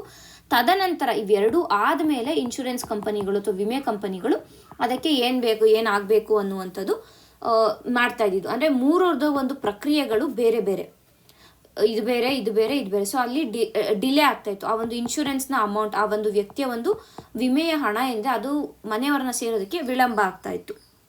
ಓಕೆನಾ. ಸೊ ಅದಕ್ಕಾಗಿ ಈ ಒಂದು ಇ-ಡಾರ್ ವ್ಯವಸ್ಥೆಯನ್ನು ನಿರ್ಮಿಸಿರೋದು. ಇ-ಡಾರ್ ಅಂತಂದರೆ ಇದರ ಅಂದರೆ ಇದರ ಫುಲ್ ಫಾರ್ಮ್ ಏನು ಅಂತಂದರೆ ಎಲೆಕ್ಟ್ರಾನಿಕ್ ಡೀಟೇಲ್ಡ್ ಆಕ್ಸಿಡೆಂಟ್ ರಿಪೋರ್ಟ್ ಅಂತ. So eDAR, electronic detailed accident report ಅನ್ನುವಂಥದ್ದು. ಸೊ ಇ-ಡಾರಲ್ಲಿ ಏನಾಗುತ್ತೆ, ಇ-ಡಾರಲ್ಲಿ ಏನಾಗುತ್ತೆ ಅಂದರೆ ಮೊದಲಿಗೆ ಅಪಘಾತ ಸಂಭವಿಸಿದ ತಕ್ಷಣ ಏನಾಗುತ್ತೆ ಅಂದರೆ ಪೊಲೀಸರಿಗೆ, ಆಸ್ಪತ್ರೆಗೆ, ವಿಮೆ ಕಂಪನಿಗೆ ಮತ್ತು ನ್ಯಾಯಾಲಯಕ್ಕೆ ಒಂದೇ ಒಂದು ಡಿಜಿಟಲ್ ವೇದಿಕೆಯಲ್ಲಿ ಮಾಹಿತಿಯನ್ನು ಲಭ್ಯವಾಗುವಂತೆ ಮಾಡುತ್ತೆ ಈ ವ್ಯವಸ್ಥೆ. ಇಲ್ಲೇನು ಹೇಳಿದೆ, ಮೊದಲು ಪೊಲೀಸವ್ರಿಗೆ ಬೇರೆ ಇದು ಬೇರೆ ಇದು ಬೇರೆ. ಸೊ ಅಲ್ಲಿ ಏನಾದ್ರು ಟೈಮ್ ಆಗ್ತಾಯಿತ್ತು. ಬಟ್ ಈಗ ಏನಾಗುತ್ತೆ ಅಂದರೆ ಈ ಇ-ಡಾರಲ್ಲಿ ತಕ್ಷಣ ಇಟ್ ಈಸ್ ಅ ವೆಬ್ಸೈಟ್. ಓಕೆನಾ, ವೆಬ್ಸೈಟ್ ಥರ ಇದು. ಸೊ ಇಲ್ಲೇನಾಗುತ್ತೆ ಅಂತಂದರೆ ಪೊಲೀಸರಿಗೆ, ಹಾಸ್ಪಿಟಲ್ಗೆ, ಹೆಲ್ತ್ ಕೇರ್ಗೆ, ತದನಂತರ ಇನ್ಶೂರೆನ್ಸ್ ಕಂಪನಿಗಳಿಗೆ ಮತ್ತು ಜುಡಿಷಿಯರಿಗೆ, ನ್ಯಾಯಾಲಯಕ್ಕೆ ಎಲ್ಲರಿಗೂ ಆ ಒಂದು ಆಕ್ಸಿಡೆಂಟ್ ಅಥವಾ ಒಂದು ವ್ಯಕ್ತಿಯ ಒಂದು ಆಕ್ಸಿಡೆಂಟ್ನ ರಿಪೋರ್ಟ್ ಏನಿದೆ ಎಲ್ಲರಿಗೂ ಒಂದೇ ಸ್ಥಳದಲ್ಲಿ ಅಟ್ ಎ ಟೈಮ್ ಸಿಕ್ಬಿಡುತ್ತೆ. ಓಕೆನಾ. ಸೊ ಇದರಿಂದ ಏನಾಗುತ್ತೆ, ಆ ಒಂದು ಡಿಲೇಗಳು ಕಡಿಮೆ ಆಗುತ್ತೆ. ಸೊ ಆವಾಗ ಏನಾಗುತ್ತೆ, ಆ ಒಂದು ಫ್ಯಾಮಿಲಿಗೆ ಇಮಿಡಿಯೇಟಾಗಿ ಅಲ್ಲಿ ರಿಲೀಫ್ ಸಿಕ್ಕುತ್ತೆ ಅನ್ನುವಂಥದ್ದು. ಮತ್ತು ಇದು ಯಾರ ಇನಿಷಿಯೇಟಿವ್ ಅಂತಂದರೆ ministry of road transport and highways ಏನಿದೆ ಇದರ ಒಂದು ಇನಿಷಿಯೇಟಿವ್ ಆಗಿದೆ. ಇದು ನಮಗೆ important. It is a central scheme, ಅಂದರೆ ಸೆಂಟ್ರಲ್ ಗವರ್ಮೆಂಟ್ ರಿಲೀಸ್ ಮಾಡಿರುವಂಥ ಒಂದು ವೆಬ್ಸೈಟ್ ಮತ್ತು ಮೊಬೈಲ್ ಆ್ಯಪ್ ಕೂಡ ಇರುತ್ತೆ ಇದು. ಸೊ ಎರಡರಲ್ಲಿ ಈಗ ಪೊಲೀಸರು ಅಲ್ಲಿ ಆಕ್ಸಿಡೆಂಟ್ ಆದಂಥ ಜಾಗಕ್ಕೆ ಹೋದ ತಕ್ಷಣ ಅಲ್ಲೇ ಇಮಿಡಿಯೇಟಾಗಿ ಆ ಒಂದು ಆ್ಯಪ್ ಮುಖಾಂತರ ಇದನ್ನು ಬಳಸಿಬಿಟ್ಟು ಆ್ಯಪ್ನ ಬಳಸಿ ಎಲ್ಲ ಇನ್ಫಾರ್ಮೇಷನನ್ನು ಅಪ್ಲೋಡ್ ಮಾಡಿದ್ರೆ ಎಲ್ರಿಗೂ ಒಂದೇ ಕಡೆ ಮಾಹಿತಿ ಸಿಗುತ್ತೆ ಅನ್ನೋದು. So it is an application, eDAR application ಅಥವಾ ಇ-ಡಾರ್ ವೆಬ್ಸೈಟ್ ಅಂತ ನಾವು ಇದನ್ನ ಕರಿಬೋದು. ಸೊ ಇಷ್ಟು ನಮಗೆ ಈ ಒಂದು ಆರ್ಟಿಕಲಲ್ಲಿ ಬೇಕಾಗಿರುವಂಥ ಒಂದು ಇನ್ಫಾರ್ಮೇಷನ್ ಆಗಿದೆ. ಈಗ ಮುಂದಿನ ಒಂದು ಆರ್ಟಿಕಲನ್ನು ನೋಡೋಣ. ದಂಡಕ್ಕೆ ಮುನ್ನ 2 ಗಂಟೆ ಖಾಕಿ ಪಾಠ ಅಂತ ಹೇಳ್ತಾ ಇದ್ದಾರೆ. ಸೊ ಇಲ್ಲಿ ಏನು ಅಂತಂದರೆ, ಈಗ ಫಾರ್ ಎಕ್ಸಾಂಪಲ್ ನಾವು ಯಾವುದೇ ಒಂದು ಟ್ರಾಫಿಕ್ ರೂಲ್ಸನ್ನು ಬ್ರೇಕ್ ಮಾಡಿದ್ದೀವಿ ಅಂತಂದರೆ ಇಮಿಡಿಯೇಟಾಗಿ ಫೈನ್ ಹಾಕೋದಿಲ್ಲ. ಬದಲಿಗೆ 2 ಗಂಟೆಗಳ ಕಾಲ ಪಾಠವನ್ನು ಕೊಟ್ಟು ತದನಂತರ ನಾವು ಏನಂತೀವಿ ಈ ಒಂದು ದಂಡವನ್ನು, ಫೈನನ್ನು ಹಾಕ್ತೀವಿ ಅಂತ ಇಲ್ಲಿ ಹೇಳ್ತಾ ಇದ್ದಾರೆ. ಮುಂಚೆ ಹೇಗಿತ್ತು ಅಂತಂದರೆ ಕೇವಲ ದಂಡ ಹಾಕ್ತಾರೆ, ಇಲ್ಲ ಅಂತಾರೆ ಲೈಸೆನ್ಸಲ್ಲಿ ಆ ಪಾಯಿಂಟ್ಸ್ ಏನಿರುತ್ತೆ ಅದನ್ನು ಕಡಿಮೆ ಮಾಡೋದು, ಈ ರೀತಿಯಾಗಿ ಮಾಡ್ತಾಯಿದ್ರು. ಬಟ್ ಈಗ ಏನು ಮಾಡ್ತಾ ಇದ್ದಾರೆ ಅಂತಂದರೆ ಏನಾದರೂ ರೆಡ್ ಲೈಟನ್ನು ಇದು ಮಾಡೋದಿರ್ಬೋದು, ಜಂಪ್ ಮಾಡೋದಿರ್ಬೋದು, ಇಲ್ಲ ಅಂತಂದರೆ ಹೆಲ್ಮೆಟ್ ಹಾಕ್ದಿರ ಇರೋದಿರ್ಬೋದು, ಸೀಟ್ ಬೆಲ್ಟ್ ಹಾಕ್ದಿರ ಇರ್ಬೋದು, ಮೊಬೈಲನ್ನು ಯೂಸ್ ಮಾಡ್ತಾ ಇರೋದಿರ್ಬೋದು.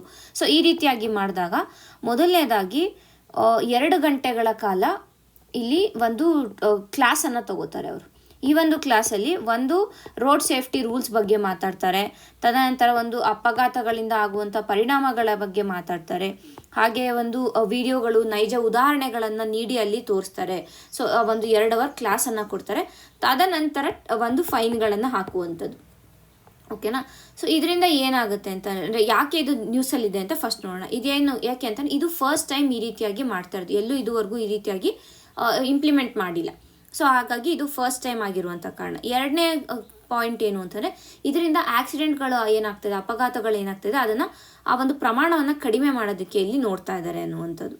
ಆ್ಯಂಡ್ ಈ ಒಂದು ಇನಿಷಿಯೇಟಿವನ್ನು ಸುಪ್ರೀಂ ಕೋರ್ಟ್ ನೀಡಿರುವಂಥ ಒಂದು ತೀರ್ಪಿನ ಆಧಾರದ ಮೇಲೆ ಮಾಡ್ತಾ ಇರುವಂಥದ್ದು. And also Indian motor vehicles act ಏನಿದೆ ಅದರ ಅಡಿಯಲ್ಲಿ ಕೂಡ ಈ ಒಂದು ಏನಂತೀವಿ ಅಂದರೆ ಅದರಲ್ಲಿ ಇರುವಂಥ ರೂಲ್ಸನ್ನು ಫಾಲೋ ಮಾಡೋದಕ್ಕೂ ಕೂಡ ಈ ಒಂದು ಪ್ರಾವಿಷನ್ಸನ್ನು ತೊಗೊಂಡು ಬಂದಿರುವಂಥದ್ದು. ಇದು ನಮಗೆ ಹೇಗೆ ಇಂಪಾರ್ಟೆಂಟ್ ಆಗುತ್ತೆ ಎಕ್ಸಾಮ್ ಪಾಯಿಂಟ್ ಆಫ್ ವ್ಯೂ ಅಲ್ಲಿ ಅಂದರೆ ಮೇನ್ಸಲ್ಲಿ, ಎಸ್ಸೆ ರೈಟಿಂಗಲ್ಲಿ ಏನಾದರೂ ನಾವು ಈ ರೀತಿ ಅಂದರೆ ಗವರ್ನೆನ್ಸ್ ಇಶ್ಯೂಸ್ಗಳು ಅಲ್ಲಿ ಕ್ವೆಶನ್ಸನ್ನು ಕೇಳಿದಾಗ ಅಲ್ಲಿ ನಾವು ಇದನ್ನು ಕೋಟ್ ಮಾಡ್ಬೋದಾಗುತ್ತೆ. ಅಂದರೆ ಕರ್ನಾಟಕ ಸರ್ಕಾರ ಯಾವ ರೀತಿಯಾಗಿ ಎಫೆಕ್ಟಿವ್ ಆಗಿ ಈ ಒಂದು ಕೆಲಸವನ್ನು ಮಾಡ್ತಾ ಇದೆ ಅನ್ನುವಂಥದ್ರ ಕುರಿತಾಗಿ ನಾವು ಬರೆಯುವಾಗ ಇದನ್ನು ಎಕ್ಸಾಂಪಲ್ ಆಗಿ ನಾವು ಕೋಟ್ ಮಾಡ್ಬೋದಾಗುತ್ತೆ. ಸೊ ಇಷ್ಟು ಈ ಒಂದು ಆರ್ಟಿಕಲ್ ಆಗಿದೆ. ಇಷ್ಟು ಈ ದಿನದ ಆರ್ಟಿಕಲ್ಗಳಾಗಿವೆ. ಧನ್ಯವಾದಗಳು.